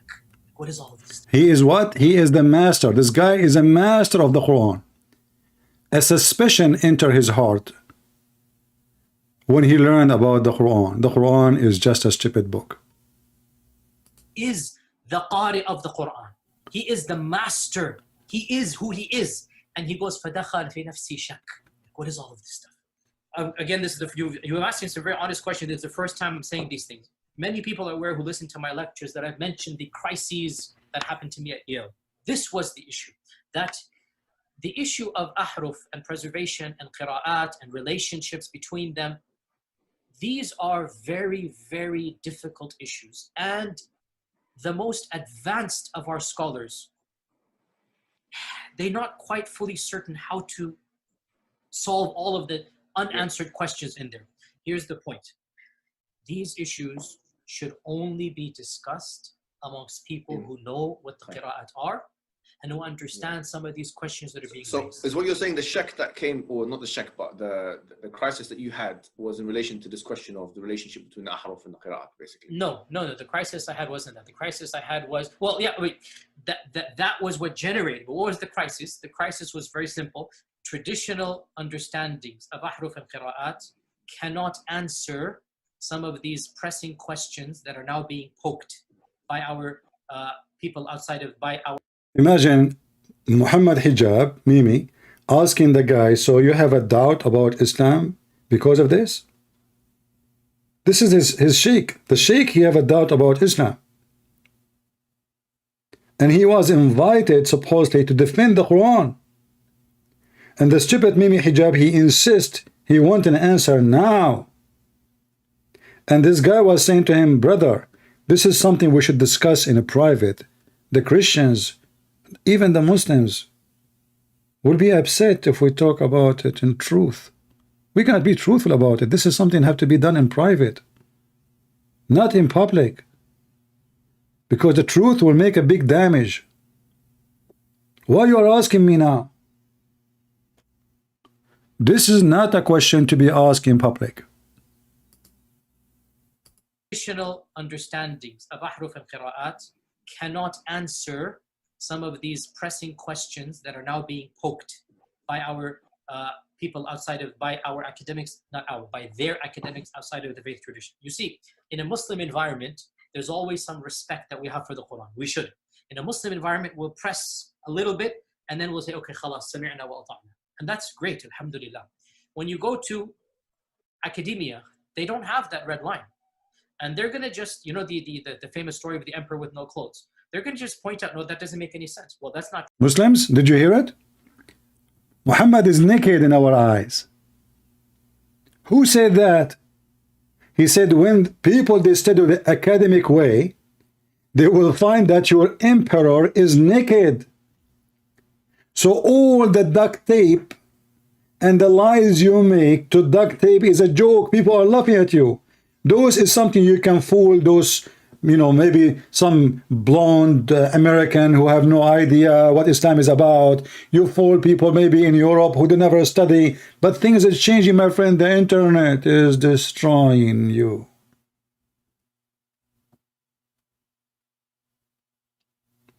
Pakistan is watching my YouTube. Every day I receive an email from the government of Pakistan. YouTube saying to me, a government entity ask us to block your video for security reason.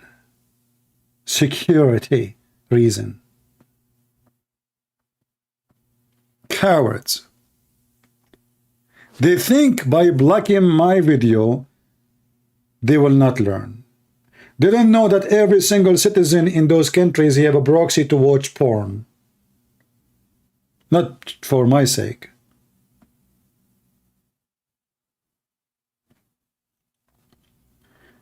According to Google, #1 country in the world search for sex with donkey is Pakistan.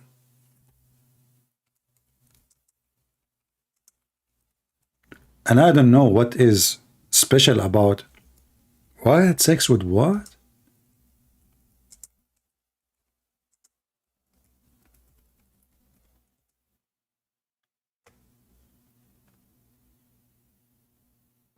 Oh boy.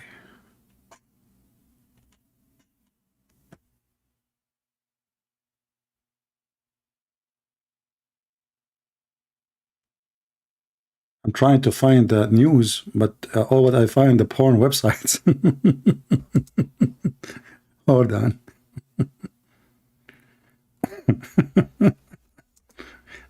It's not good to search for those things.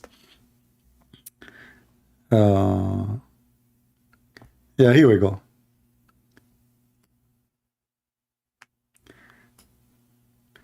Pakistan top search, sex search. You know, this is all the news, but I don't know what is the update today. #1 nation, 6 website search. And what they are searching for? Since 2004, donkey sex. That's so beautiful.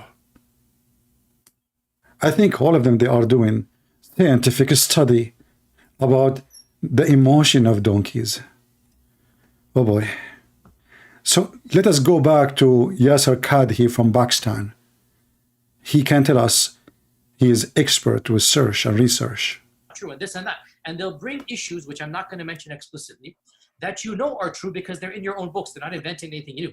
They'll bring you riwayat and they'll bring you athar, and then you add to that very well-known issues of, I don't even want to be explicit. And then you bring on top of that makhtutat, and then. And it's very clear to you and to every single very advanced student and specialist that the standard narrative has holes in it. The standard narrative has holes. The Quran is a hole. Muhammad have tons of holes. So not only the Quran is full of a stupid story. If we assume that the Quran is preserved, the Quran is not even qualified to be a Mickey Mouse book. So how we can even say that this is a preserved in the book of God when this book is so stupid? The standard narrative have holes. That is a sentence people will remember for long. Actually, this guy, nobody remember his name no more. If you go right now, you type in Google, the standard narrative, right away Google, right away will suggest to you the word holes. This is how much this video have an impact thanks to Mimi Hijab. To the point it become like the most popular word. True and this and that. And they'll bring issues, which I'm not going to mention explicitly, that you know are true because they're in your own books. They're not inventing anything new.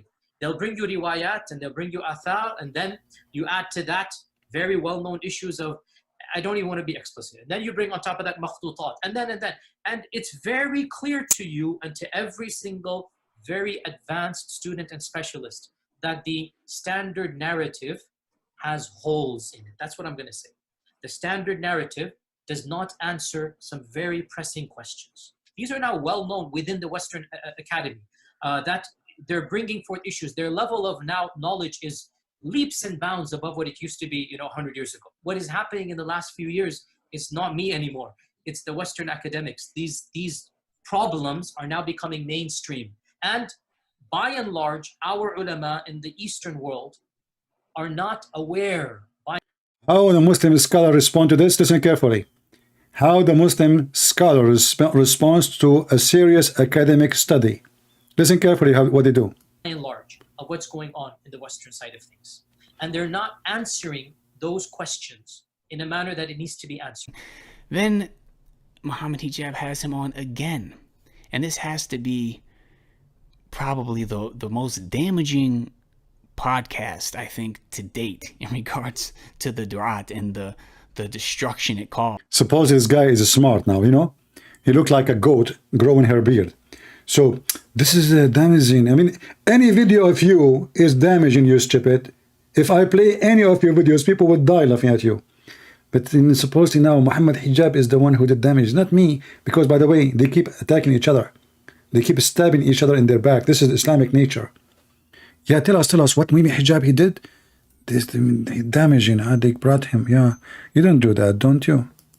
He goes on to Muhammad Hijab's platform and starts giving the preservation of the Quran question. Ever since that podcast, subhanAllah, those of us who are involved in da'wah, like myself specifically, I'll talk from my own experience, the amount of comments I get from Christians, from people who are against Islam and they want to sow seeds of doubts in the minds of Muslims, over and over and over again, they use speech and quotes from Yasser Qadhi from Muhammad Hijab's podcast. We don't, but now we are using your stupid. See, they don't use his quote. We use only Mimi Hijab and Yasser Qadhi. So what are you, stupid idiot? The Yasser Qadhi, the problem is that the academic people, they are using the quote of your prophet and his companion, you idiot. So instead of refuting the issue, addressing the issue, they are attacking the person who shared the truth. Do you see how stupid they are? Your scholar, he mentioned names. He mentioned that the most close companion to Muhammad himself was almost going to leave Islam. This is a documented story. So what the Muhammadan they try to do? They always try to duct tape. And when one of them, he say the truth by mistake, not because they're honest, they try to put him down in order to save Muhammad. To try and do that. It's like every single day on social media. The reason I embraced Islam fundamentally in the very beginning was because I saw that the Bible wasn't preserved. You see, he saw the Bible wasn't preserved. This is why he embraced Islam. But if we go in the Quran, in 2 seconds we will find that the Quran confirming the Bible. He saw the Bible not preserved. Okay, how a book came 600 years after Jesus can confirm to you the Bible or not? I mean, are you stupid or what? Muhammad, who came 600 years after Jesus, he can tell you what Jesus said.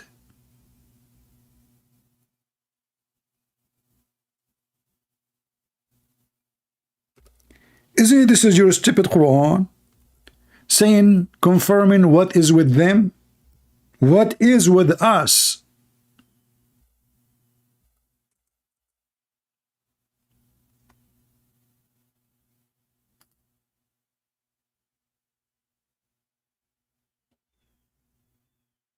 What is what? What is with us, not with you. Your God, he keeps saying, confirming what is with them. To who? To the Christian, to the Jews.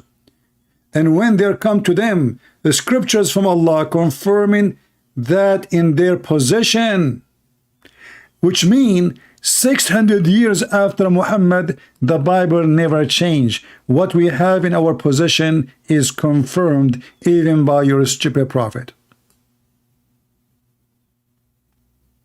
I will not be surprised if this guy, he was working maybe for somebody, spying at the Muslims to earn the trust maybe. How a Muslim even can trust? You see, they say to you, in a previous post in my page, a Muslim, he spoke about Luke. He said Luke was not one of the disciples of Jesus, which is true. He was one of the 70 disciples, chosen 70. But let us assume he was not. So if Luke was a person exist, let us say 20 years after Jesus, he wrote 30, 60, 50, 70.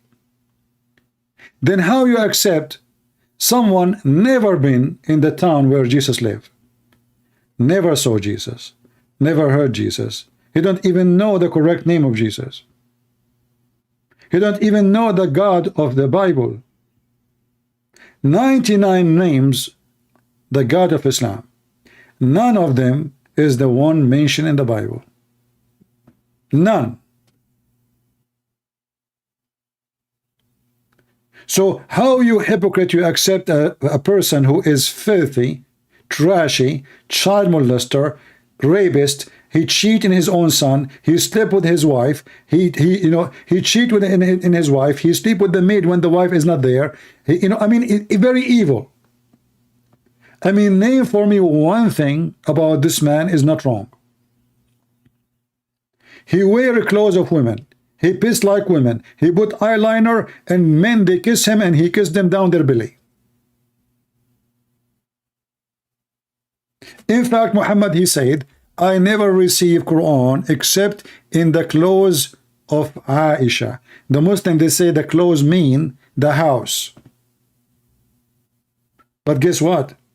That means all of Islam is false, because Muhammad, he claimed he received Quran in the cave of Hira. He received Quran when he was in the house of Khadijah.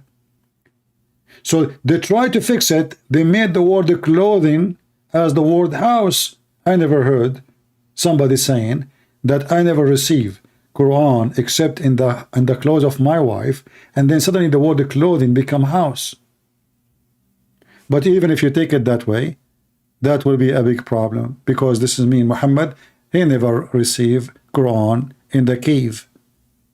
He received only Quran in the house of Aisha, which means all his stories about before marrying Aisha, he received a lot of Quran. Wasn't it true? So it doesn't matter how much they try to duct tape Muhammad to fix his stupidity, Muhammad still is stupid.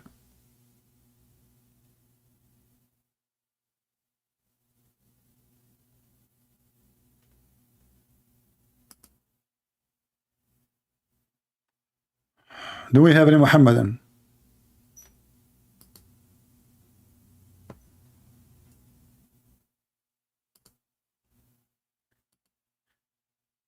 Any woman, she will send me a messages in Skype. Don't force me to block you. You want to say something, say it in the chat.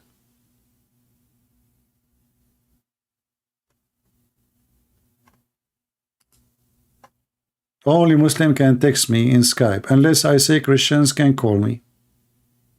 And then you can text me so I can call you. Do we have any Muhammadan?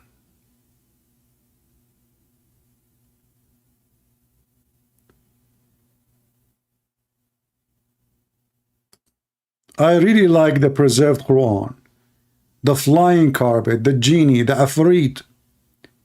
I like it how Solomon, he died standing and nobody noticed for a year. I want to do that. I will hold a stick in the front of my house and I will die standing.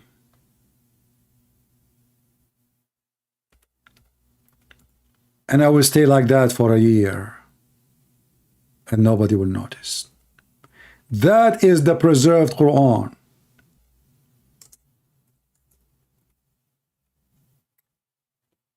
Genie, Afrit, diving for Solomon, getting him jewelries. How beautiful. A beast will come from the ground and is going to have the staff of Moses and the ring of Solomon, and will make all Muslims white and all non-Muslims black. How beautiful.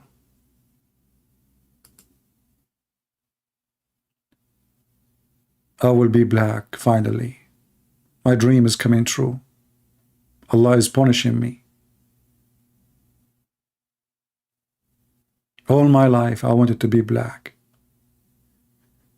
The filthy Muhammad, because he's racist, is teaching his people that being black is a penalty. Being black is a penalty. Today I shared a video from a black president in Patreon. I don't know how many of you saw it. A reporter from the BBC asking the black president in Africa about the value of his country. So, you know, you see that this is why those hypocrites in politics in the UK and in the West, they are so much defend Islam. They don't like Christianity because all of them, they are doing one business. They believe that they are superior. They think that they are the only one have a value, and the rest are animals. In fact, the Quran says clearly that all non-Muslims are animals, kal an'am.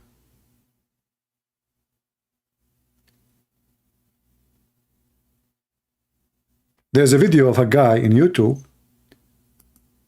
His name is Dawa something, I forgot his name.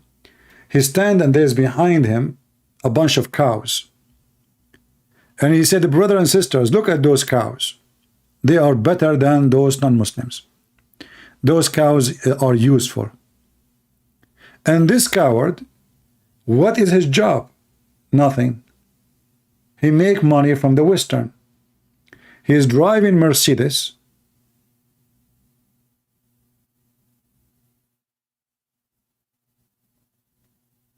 Holding a phone made by the kuffar. Even his clothing is made in China, I'm sure. And he is saying, look at them.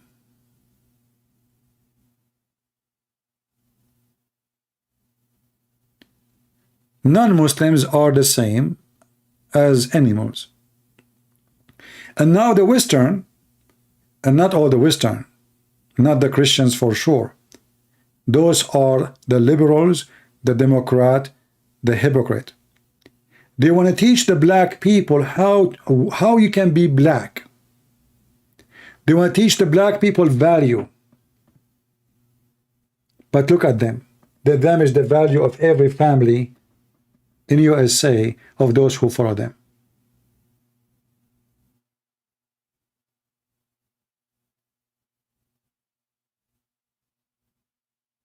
They promote sex without marriage. They promote religion should be banned. They promote that Bible should not be taught. They promote that God should not be mentioned. After all the promotion they did in their territories, what we have? Go to Chicago. Go to New York. Go to Philadelphia. You will see cities of zombies. Theft, crimes, single mothers everywhere. No child have a father to take care of him. They are practicing Islam literally. And I find them very much similar to Islamic society. The man is sleeping around, the woman doing whatever she wants. The baby is the son of his father, doesn't matter who's sleeping with the mother, and nobody knows who is the father. Zero ethic, go steal, promoting theft, promoting crimes, and then when something happened, they blame the Christians.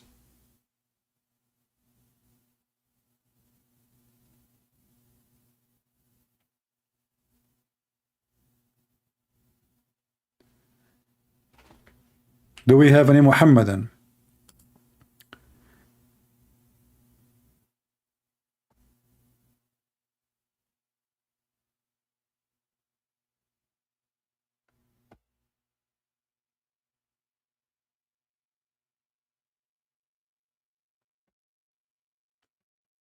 Anyone?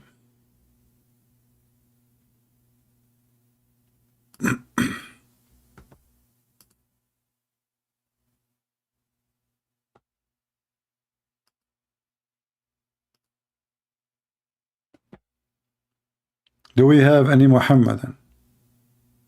I will call you shortly. No, no short. Let me call you right now. Either you call me now or no. Let us see.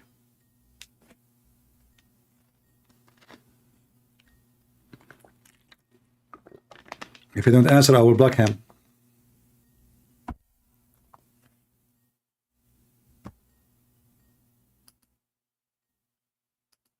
Okay, let me block you. I have no time for kids.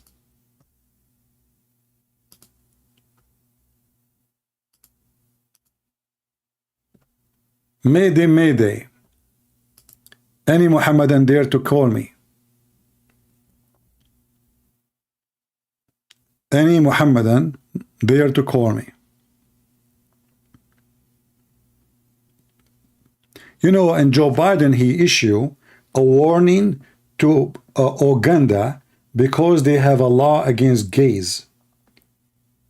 Did you ask yourself why this guy did not want to put sanctions? He said he want to put sanctions over this country because they made a law against gays. How come you don't put sanctions over Qatar, Saudi Arabia, Pakistan, all those countries, Egypt, etc.? Do you see how they treat the black people? Do you see how the Democratic Party in USA, the one who claimed to be the party of immigrant and the one who defend the black, they abuse black people and they use them. They abuse them and they use them. They fool them, make them think that we are the one who defend you. In fact, they are the slaves owners. The one, if you go in history, you will see that the one was fighting for freeing the slavery, ending the slavery in USA, it was the Republican. The one was fighting to keep the slaves, it was the Democrat.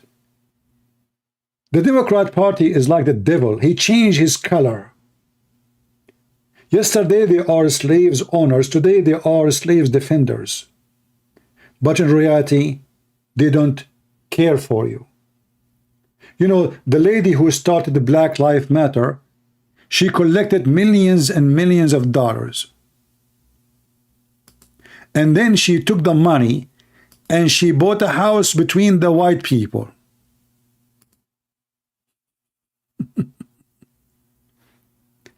I mean, she is trying to convince you that she is the one who will defend the black life. And then she take millions of dollars and she buy a villa in an area there's no black people live there. Do you see how much Black Lives Matter for them?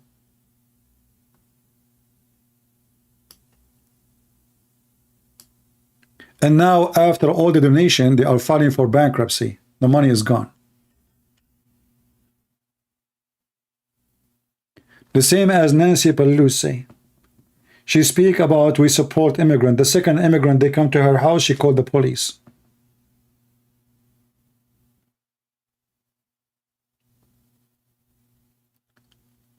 And now they are trying to force their fake false value on poor black Christian people in Africa.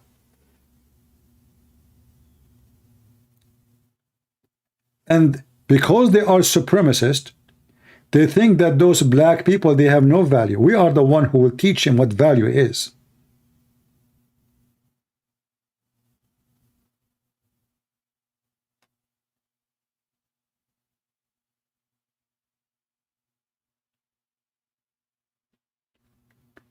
This is why anyone who votes for Democrat, he is no Christian. Because when you vote for Democrat, you vote for baby killing. You vote for homosexuality. you vote for transgender, you vote for whatever called woke culture, which is not a culture. How you can be Christian and you vote for everything which is against the Bible? So those who claim to be Christians and yet they vote for Democrat, they are themselves the soldiers of the devil. And Christ do not know you. Christ will not recognize you except being evildoer. The Lord, he says, not everyone says to me, Lord, Lord, will enter the kingdom of my Father, but the one who does his will. So you call yourself George, you call yourself Michael, you call yourself whatever you want to call yourself. Your name doesn't count. Your cross on your chest doesn't count. Your act count. From their fruits you shall know them. And everyone will go where he belongs.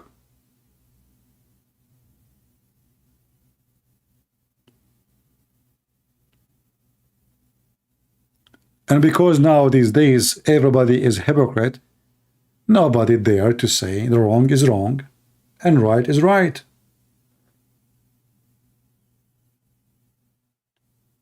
It is time for us as a Christians to take a stand. Enough is enough.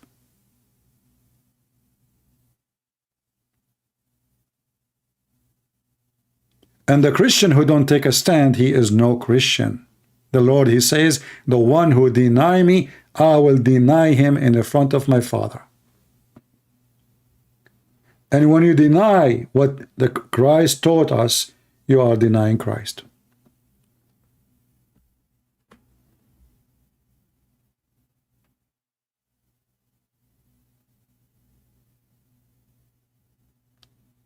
God is good, my friend, and always we will have victory, no matter who is on charge of government. No government can silence us. You know, the Roman, they tried before you heavily. They fed us to dogs and beasts.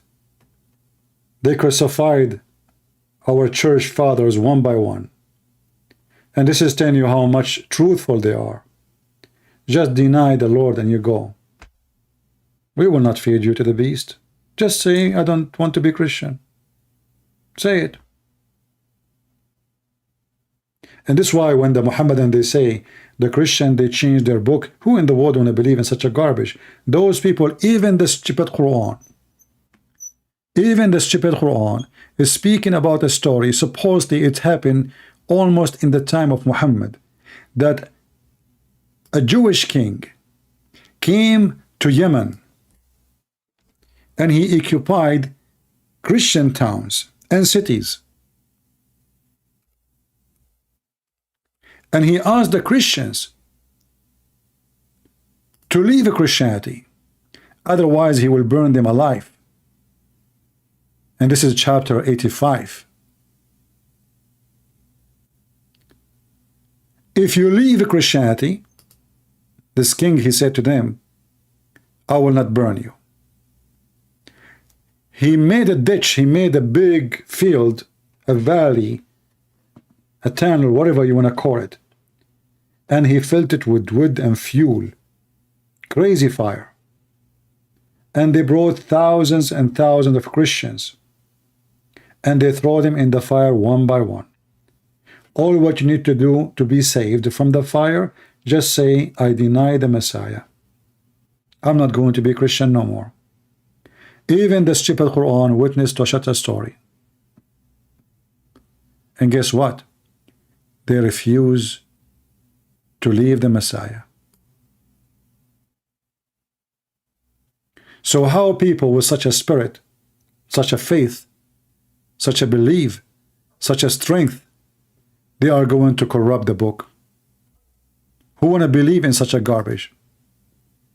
The whole idea is the stupid Islamic cult, because they could not find a child molester in our book. Today, not in the time of Muhammad, by the way. This is new. In the time of Muhammad, Muhammad himself, he never claimed that the book they have between their hands is corrupted. Muhammad don't even know how to read it. How he can know even what is there? He can't even read his own language according to Muslims. And the Bible was only either in Greek or Hebrew or Aramaic. And obviously the most popular was exist in the Arabian Peninsula is the Greek version. This is why Muhammad in the Quran he used the word Injil, which is additional proof that Muhammad is a fraud. Because how Allah he sent down Injil to Jesus? Injil is a Greek word. That means Allah when he sent a book to Jesus, he sent him a Greek book. But why Jesus want to teach in Greek? When the Quran said, we never send a messenger except to speak in the tongue of his own people. And he have to be from the people. So if you ask the Muslim, they will say to you, Jesus was sent to the Jews. Moses was sent to the Jews. Everybody was sent to the Jews, except Muhammad was sent to everybody. But as you see, this is absolutely false. Muhammad never was sent to anyone, not even to his own people, and we can prove it from the Quran. And this is why those potatoes don't dare to call me.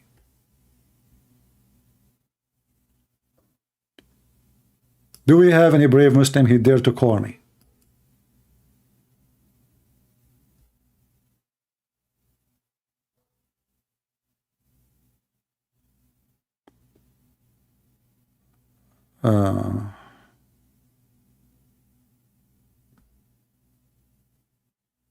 Don't send me messages, please, in Skype. I do not need your education.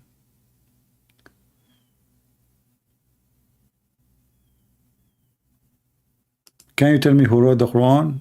Nobody knows who wrote the Quran. There's nothing is called Quran written. Quran is a collection of stories. Even the Muslims, they agree that the Quran is collected. So who wrote the Quran? Nobody knows. There's no book is called Quran. Never exist. Actually, until now, there's no book. They don't even have a single copy from the time of the so-called Uthman. What they claim that they have a recitation, not a book, of a guy, his name is Hafs. Which mean the Muslims, they claim that they learned a recitation of a person, his name is Hafs, not a book. He never gave them a book.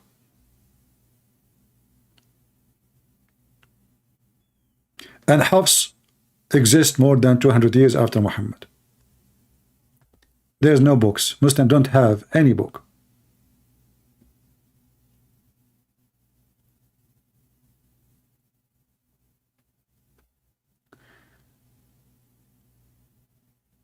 Do we have any Muhammadan who would like to call us?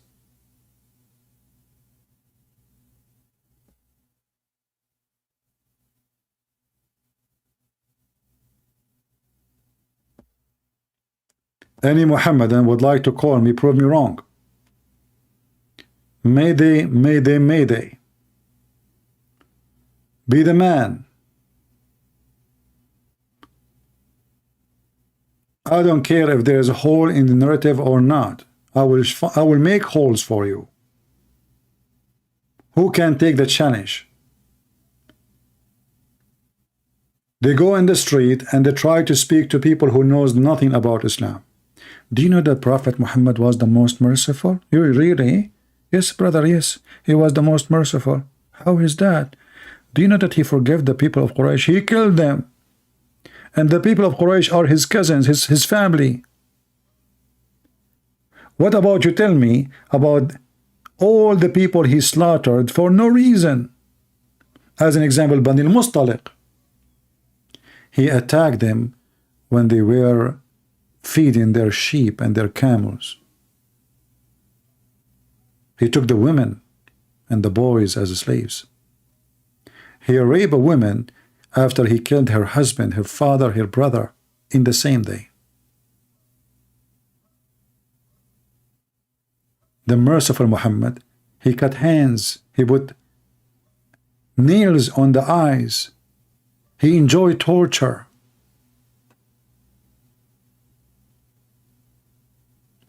Do you see how merciful he is?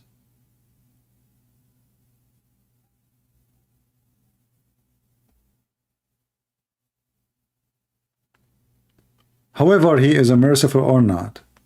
The Quran is laughable, it is stupid, and we prove it as you see. The God who is quoting the ant. The ant she said, the bird he said, Solomon he said. So the ant she said to the bird, and the bird says to the ant, and Solomon says to the bird, and the bird he said to Solomon, and then the ant she spoke to Solomon. And you know what is funny?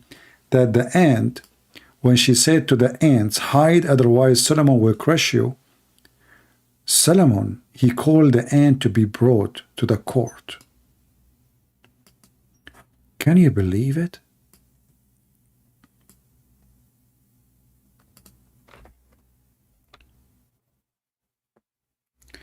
The first ant in history got arrested.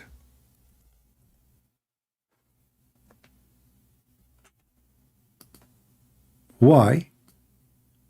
Because this ant, she accused Prophet Solomon that he will crush the ants.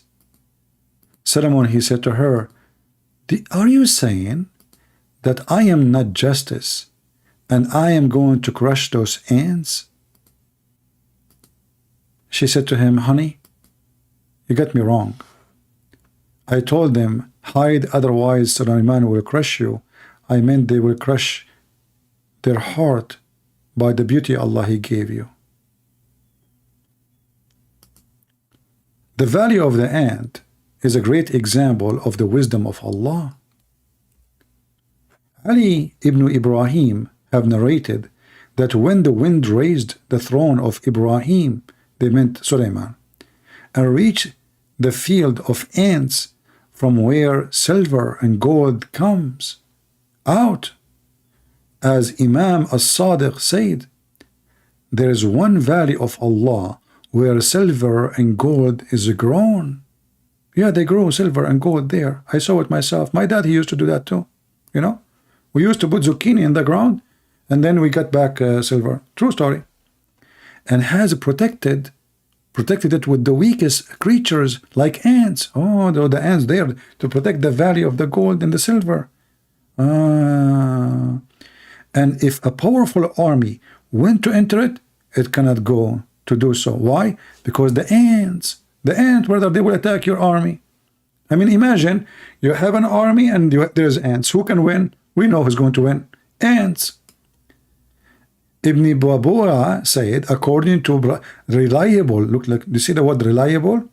Brother, this is reliable, trustworthy.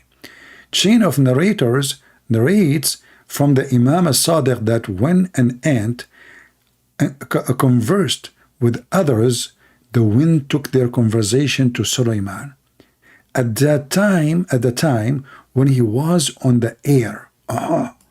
So Sulaiman is flying with the F-35 in the speed of wind, and then the wind carried the voice of the ant, and then Sulaiman asked the strong wind to stop, you know, break. The flying carpet stopped in the middle of the air, and he called out the ant, "Ant, come here." And imagine you are an ant now called by King Sulaiman. You can imagine the feet of the ant. You can imagine she is shivering from fear.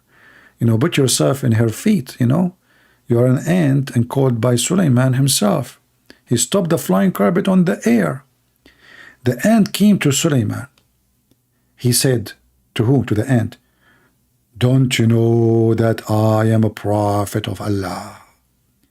And I do not oppress anybody." Yeah, Muslims don't oppress anybody. Just they kidnap your wife, they rape her, they rape your children, they take your money, they take your land, they take your jewelries, they torture you to tell you where's the money, but they don't oppress you. And they force you to convert to Islam. But there's no oppression. And said, yes, I know, Sulaiman. So Sulaiman said, "Then why did you scare others from me and order them to enter their holes?" Holes in the narrative again. And said, I was scared that when their vision falls on you, they will become fascinated. What the heck? At the beauty of his Lord, you know. The ant, see, Prophet Solomon, he got the ant wrong. She was afraid that when the ant they see Suleiman, they will start touching themselves and masturbate. It's so sexy. Especially all those ants are females. She said, honey, you got it wrong. I don't mean you will crush them, literally. But you will crush their heart, those females, single females. You know, as you know, we have only one queen. What is the boys? The boys, they went to do jihad. And then they see you in the top of the flying carpet. The most, you know, like there's special attraction between cars and females. At that time, there's no cars. It was a flying carpet, the most expensive flying carpet in the world. Are you kidding me? So the ants, she said, well, if they see, if their vision, if their eye fall on you, Suleiman, do you know what will happen to them? Do you know how hot you are? Can you handle the consequence of making all those women fornicate, thinking of you? And then Suleiman, he thought about it. Oh, okay. So she said, Suleiman, he said to her, okay. Who is more? The ant, she said to Suleiman, look at the debate, guys. I mean, do you see that this ant she is really skilled? Not only she speak to the ant, now she is speaking to Suleiman. The ant, she said to him, who is more honorable, you or your father? What the heck? This is a tricky question. Who is more honorable, you or your father Dawood, which means David? Suleiman said, my father is much more esteemed and honorable than me. The ant, she said, look here, this is, here is this, to see the skills of debate. The ant, she said, then why is it that your name has more alphabet than your father's name? Oof.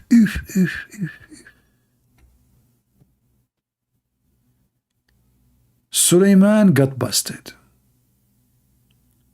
He said that his father is more honorable, but Suleiman did not notice that his name has more alphabet than the name of his father. How many of you, your name is longer than the name of your father? Give me one.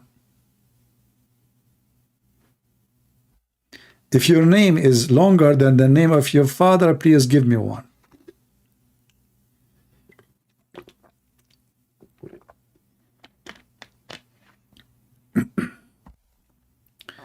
Nobody here, his name is longer than the name of his father? I know my voice takes some time to arrive to you. Okay. Look how many people now, their name is longer than the name of their father. Smash Allah, subhanallah. Okay, all of you are more honorable than your father. From now on, you go to your father right now, stand in front of him and tell him, listen, Dad, who is more honorable, you or me? He will say, son, I'm your father. Say to him, listen, did you listen and watch the debate face to face between Mrs. Ant and Prophet Solomon? He will say, heck no. You grab him from his ear, you bring him in front of the screen, and let him read the wisdom and the proof that you are more honorable. And then your father, he will go to the government and he will change your name. Your name is not going to be George or Matilda, or no, your name will be the Honorable George, the Honorable Matilda. Why? Because your father, his name is Joe, not George. George is more honorable. The longer the name, the more honorable you are. Here you see that Islam is a heavy-duty philosophy.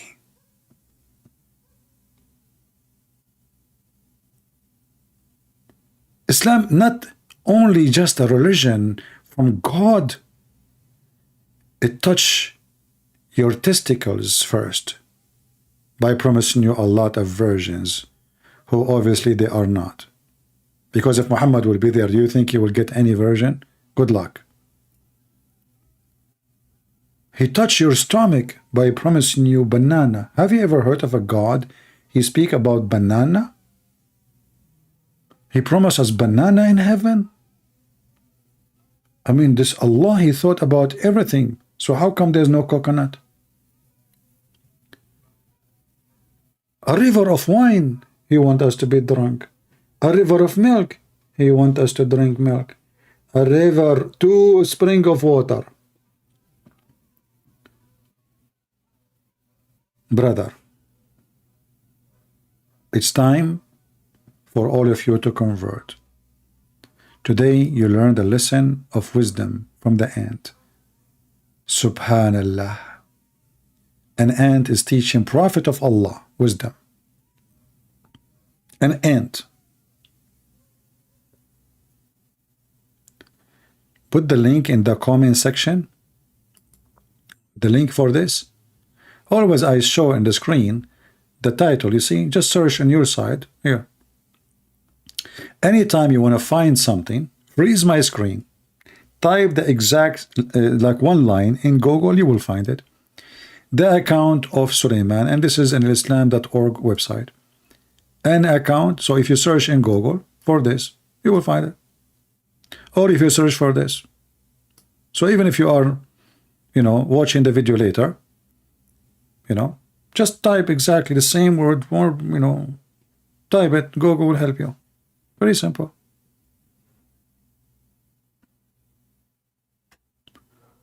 Do we have any Muslim would like to help us? Mayday, mayday.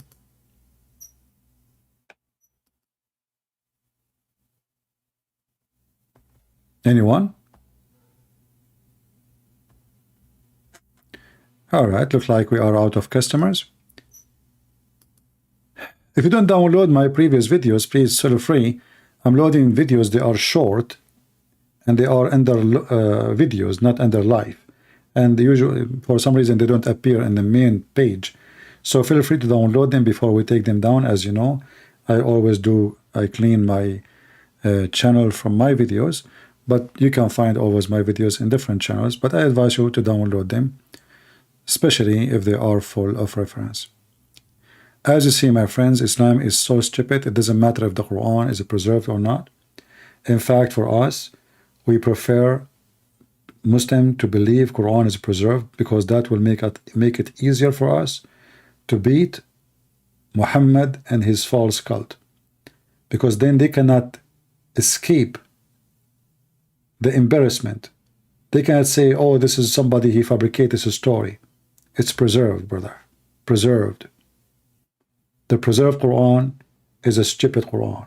So who care if your Quran is preserved or not? As you say, your Quran is a stupid.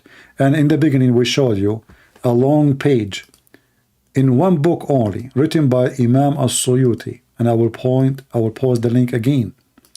And the link actually is in the info. You can open it with Google Translation. As-Suyuti alone, in the book about the imperfection of the Quran, or let us say, to learn the Quran, he is quoting 57 story proving the demolition and the change and the missing and the lost Quran, which mean the corruption of the Quran. 57 story, all is authentic, collected by Muslims, written by Muslims, printed by Muslims, gathered by Muslims, transformed to us by Muslims, and the website is a Muslim website, and the book is a Muslim book, and this is a sheikh. This is one of the biggest sheikh, actually, Mimi Hijab, he mentioned his name in the video about error in the Quran more than 50-60 times. So this is not just a guy saying things. All those references you see in the screen, endless, proving the change and the corruption of the Quran, speaking about thousands of verses are missing. Different reading and different recitation and different words and different meaning, oppositions in meaning. Chapters, most of it are totally gone. So when the Muhammadan, they make all those statements about the preservation of the Quran, this is not what their scholars teach. And then you ask yourself, what is the decency, what is the honesty? Why their book says the Quran was not preserved, but in their videos they claim, yes, it was preserved. Because Islam based on zero ethic. You can lie in Islam. Many people do not know that. A Muslim, not only he can lie to Muslims, not only he can lie to his wife. A Muslim, even he can take false oath in the name of his God. The Quran says Allah will not take you accountable for your false oath. So if you ask a Muslim, can you swear by Allah that the Quran is preserved? He will. Because the Quran says, don't worry about it. I will take you accountable only for what you meant. In your heart, you don't believe in the oath you are saying. That's fine. That's fine for me. You are lying. That's fine for me. Allah will not take you accountable for your false oath.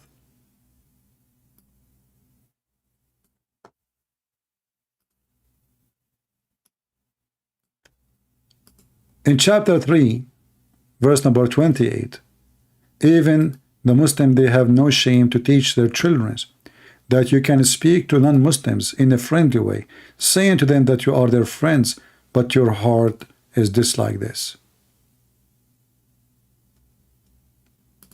Your heart dislike that. And if you are truthful to take them as a friend, if you are truthful to give them honor, if you are truthful to friendship and to be sincere in your friendship with them, if you do that, you have no honor in Islam. You are not even a Muslim. You have no connection with Allah. You have no honor, no mercy, no protection, which means Muslims have the right to kill you if you are a Muslim who is sincere when he speaks to Christians and Jews. You can say to them, I'm your friend, only if you guard yourself from them, save yourself from them, taking it as real security, saving yourself from them by speaking in a friendly way toward them, while your heart dislike this. My friends, there's no question. This is the religion of the devil. They speak to you friendly, but their heart is full of hatred. And a Muslim, he take you as a friend, he is not a Muslim no more, if he mean it. This is why when somebody says, I have a Muslim friend, I laugh at his ignorance. Muslims cannot take you as a friend. Chapter 3, verse 28, chapter 5, verse 51, chapter 9, 29, and etc. A Muslim even cannot take his own parents as parents, his own family as family. The Quran said, you will not find one Muslim love those who oppose Allah, even if they are his parents, his clan, his brothers and sisters. So how they cannot even take their own family as a friends, and then you are convincing me that you have a Muslim friend? That is your ignorance.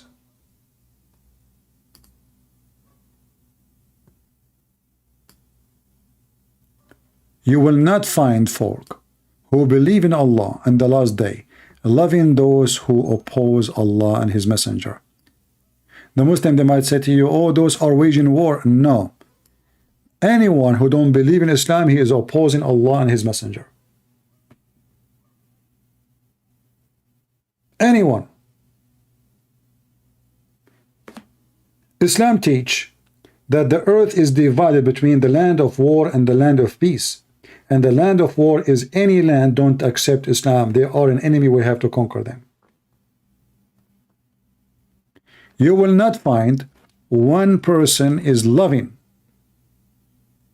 even to their family.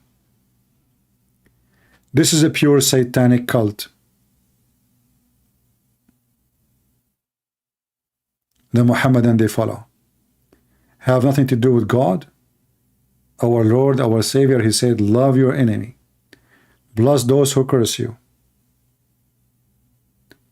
This religion saying everything evil, trying to spread hatred, bloodshed, killing between mankind.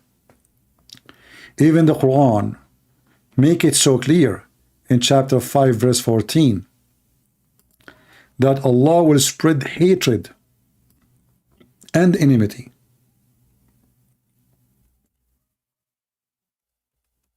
between the Christians and each other. And the same he said to the Jews in chapter 5 verse number 64.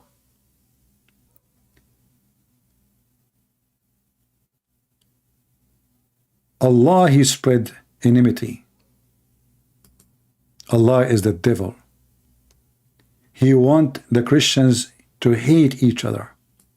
This is why I say to you, the one who called himself a Christian and he tried to divide us as Catholic, Protestant, Orthodox, those are not serving Jesus.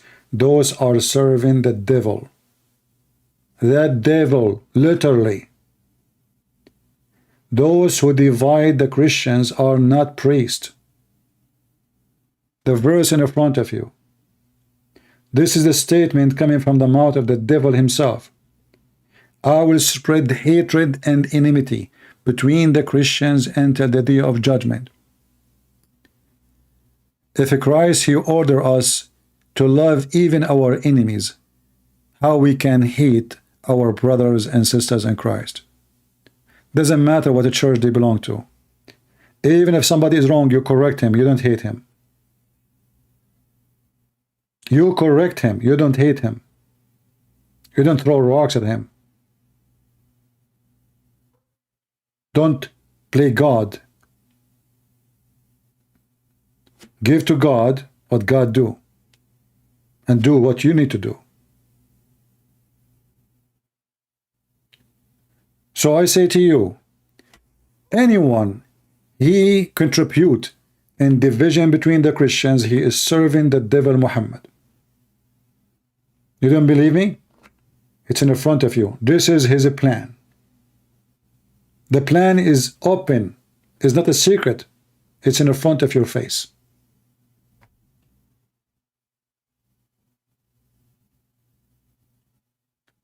Never listen to the dividers. The one who unites you is the Messiah. We don't follow priests. I can be wrong about understanding something. You can be right about understanding something.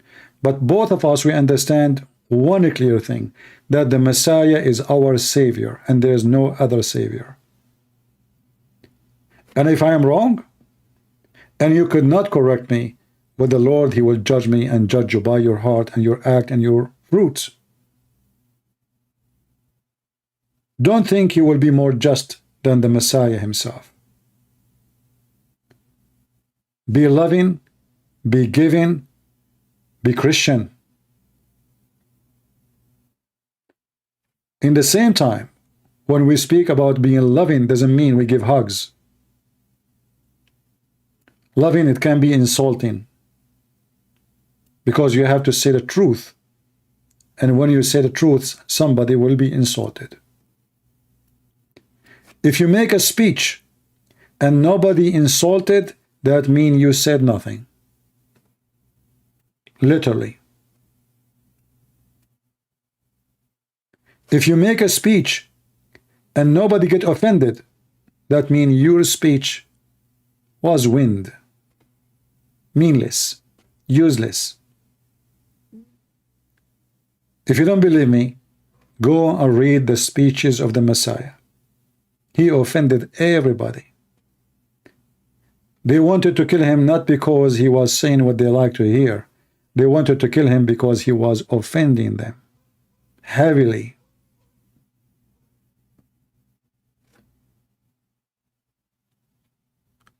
The one who don't offend, he spoke nothing, he said nothing, he did nothing. Because he is being obviously politically correct. When you are politically correct, that means you are just a hypocrite man. You change your words by changing location and time and date. So if today time they speak against this group, you go against it. Tomorrow this group is good, we go with it. This is exactly, by the way, what Islamic religion teach and practice. When Trump was in the office, Trump is their God. Trump is gone, suddenly America is nobody. Because now they feel American, they have a weak president. They fear, they don't respect. We Christians, we fear no one. And even when we speak about God, we don't fear God, but we fear to lose the love of God. The reason we say we don't fear God, because our God is our Father. And a child, he don't fear his father, for his father is all loving. As soon as the relationship between you and your God, your Maker, is a relationship between son and father, fear is not there. Love is there. For God, he loved the world, he sent his only begotten Son. Between us, the relation is not relation of fear, even though God Almighty, who can challenge him? Who can oppose him? Who can say no to him? Yet, the Almighty God, he don't want us to be slaves. He wants us to call him, speak to him as Father. When we pray, we don't say God, we say our Father. That is telling you how loving, how amazing, how beautiful the Almighty God we worship. With all his power, and all of us is nothing, yet he let you say the word our Father. Imagine you are entering, someone is a massive, powerful king, and you are just a girl or a guy who is in the kitchen. He cook, or he clean the dust, or he clean the stable, or clean the poo-poo. You have nothing, you are nobody. And then you go to this king. And then when you enter upon him, you say to him, Father. Isn't it amazing?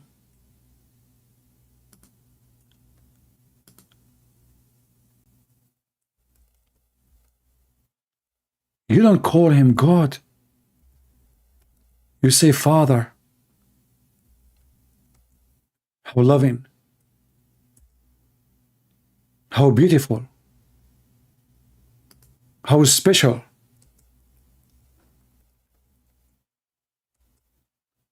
The relationship in Christianity is way beyond noble. We cannot compare it to the satanic cult of Muhammad, where everybody is a slave of everybody. It's a chain of slavery. With Christ, my friend, you are a child of God. You are prince and princess. You are noble.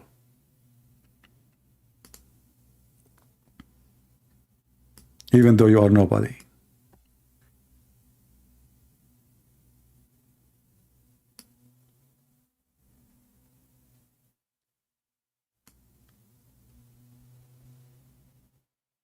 I say that the one who follow the devil, they will join him in his heaven, and that is the devil heaven, which is nothing but hell, where he promised you his casino, sex with boys and children and women, sperm, semen flying on the air, 70 years orgasm, non-stop sex. That is Islam. And those who belong to Jesus, they will be with the holy angels. They are the likeness of angels, praising God, enjoying eternity in a joy cannot be described by physical joy. If Muhammad could not describe heaven except sex and food and banana, our God who gave us all the joy in this earth, don't you think he can give us a joy have nothing to do with any of those?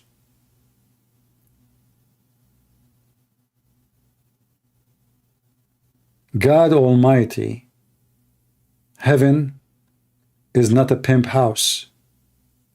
Even when God, he created Adam and Eve, he created one man, one woman. So if the purpose is man and women, then should be man and women, not man and hundreds of thousands of women. In the heaven of Islam there is slaves. Well, if in heaven there is no justice, it is the same as the earth. You ask the Muslims, who are those slaves? They will say to you, God created them to serve you. 80,000 little boys. Well, this God is disgusting. And the one who enjoy 80,000 little boys serving him for eternity is more disgusting. For this is not godly behavior. What is the guilt of those boys to be my slaves? What is the guilt of those women to be my sex slaves? What kind of heaven this heaven is? Muhammad, he tried to tempt you by sex and money and food. Jesus, he invites you by love and giving and sacrifice. He loves you. He gave you. He sacrificed himself to you.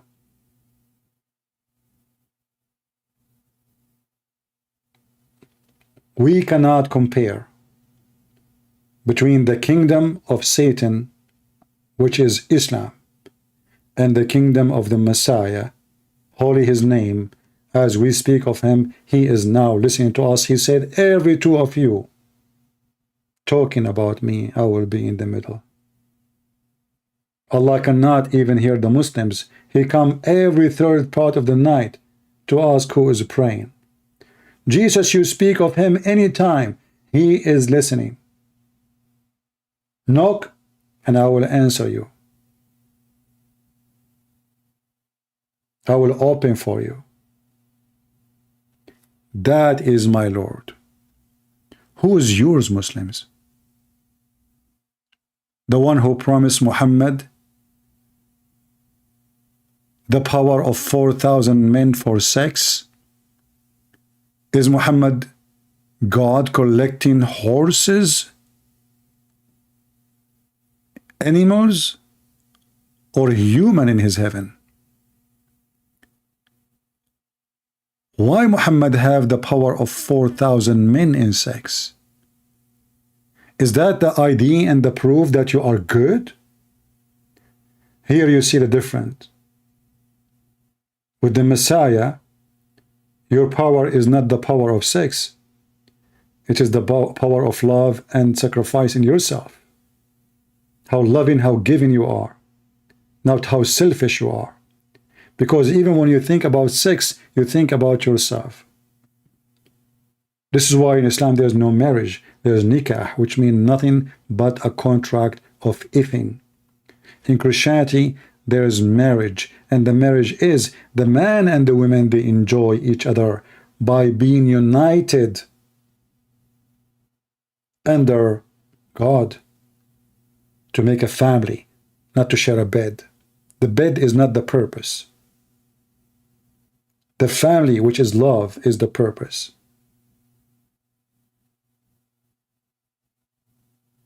In Islam, the bed is number 1, and number 2, and number 3, and number 4.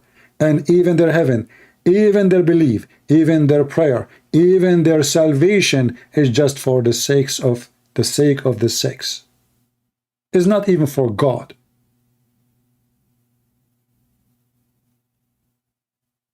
When somebody bring you a gift,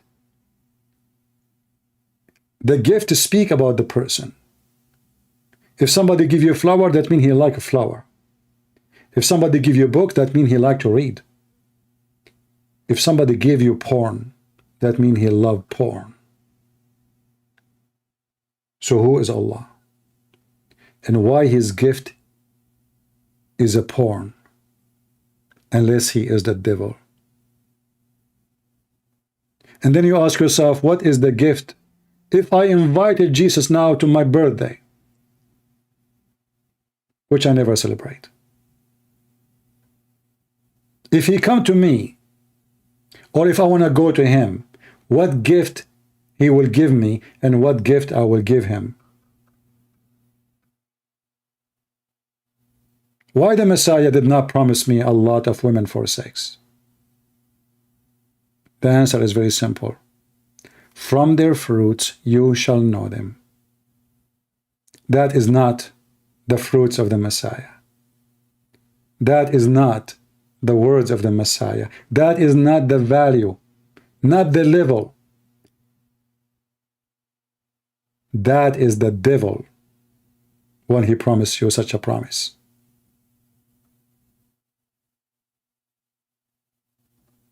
You give from what you have. You cannot give something you don't have. So Muhammad don't promise them love, he promised them sex. He did not promise them joy with God, he promised them sexual joy with penis and vagina. For he is low. And now we understand why the Messiah, he said, I am from above, you are from below. For he is the Holy One, and the Holy speak holiness, promise holiness, give holiness, live as holy, die as holy, resurrected as holy, and now he is in the holy heaven. For he belonged there. I am from above. Muhammad is from below. Below the below. He is from the west and down. All his religion is based from the west and down. No heart, no love, no compassionate with God. You don't even know God, you don't even care for God. You care only for sexual promises. If we take the sexual promises from Islam, there's nobody will be a Muslim. And this is why they exist. The sex, the food, the money, the gold, the silver, the wine are the only promises in heaven. Even the pillow. It's a casino. If there is no wine, there's no women, there's no gambling, there's no boys, there's no sex, nobody will go to the casino. So the casino owner, aka Allah, aka Muhammad, he knew what the customers want, so he promised them, whatever you want, in my casino, you will find. In the other hand, the Messiah, he don't have a casino. This is why those who will come to him, they will be unique. They are not people interested in money, neither in sex and penises and vagina worship. They are interested to live with the Holy Lord, and they trust him that he can give them a joy which cannot be compared to anything, have nothing to do with sex, have nothing to do with food, have nothing to do with money. The joy of being with the Lord for eternity Nobody can explain, because the one who created us, he can create something better of us and for us. So my friends, my family, listen not to the devil. We expose him every day. And as you see, they are cowards to call me. They will call you only if you know nothing, if you have zero education about Islam, if you are a person who do not even know your gospel. Only then they will be happy to debate you. The second they see someone will bring tsunami, distress and disaster to their God and their false prophet, they disappear from the atmosphere. Thank you all for being here. May the Lord bless you. And this is your brother Christian Prince, was serving you humbly for today. Don't forget to give a like if you don't mind, and leave us dislike if you don't mind, depending on what you think, and leave a comment and share. Be fair. Thank you.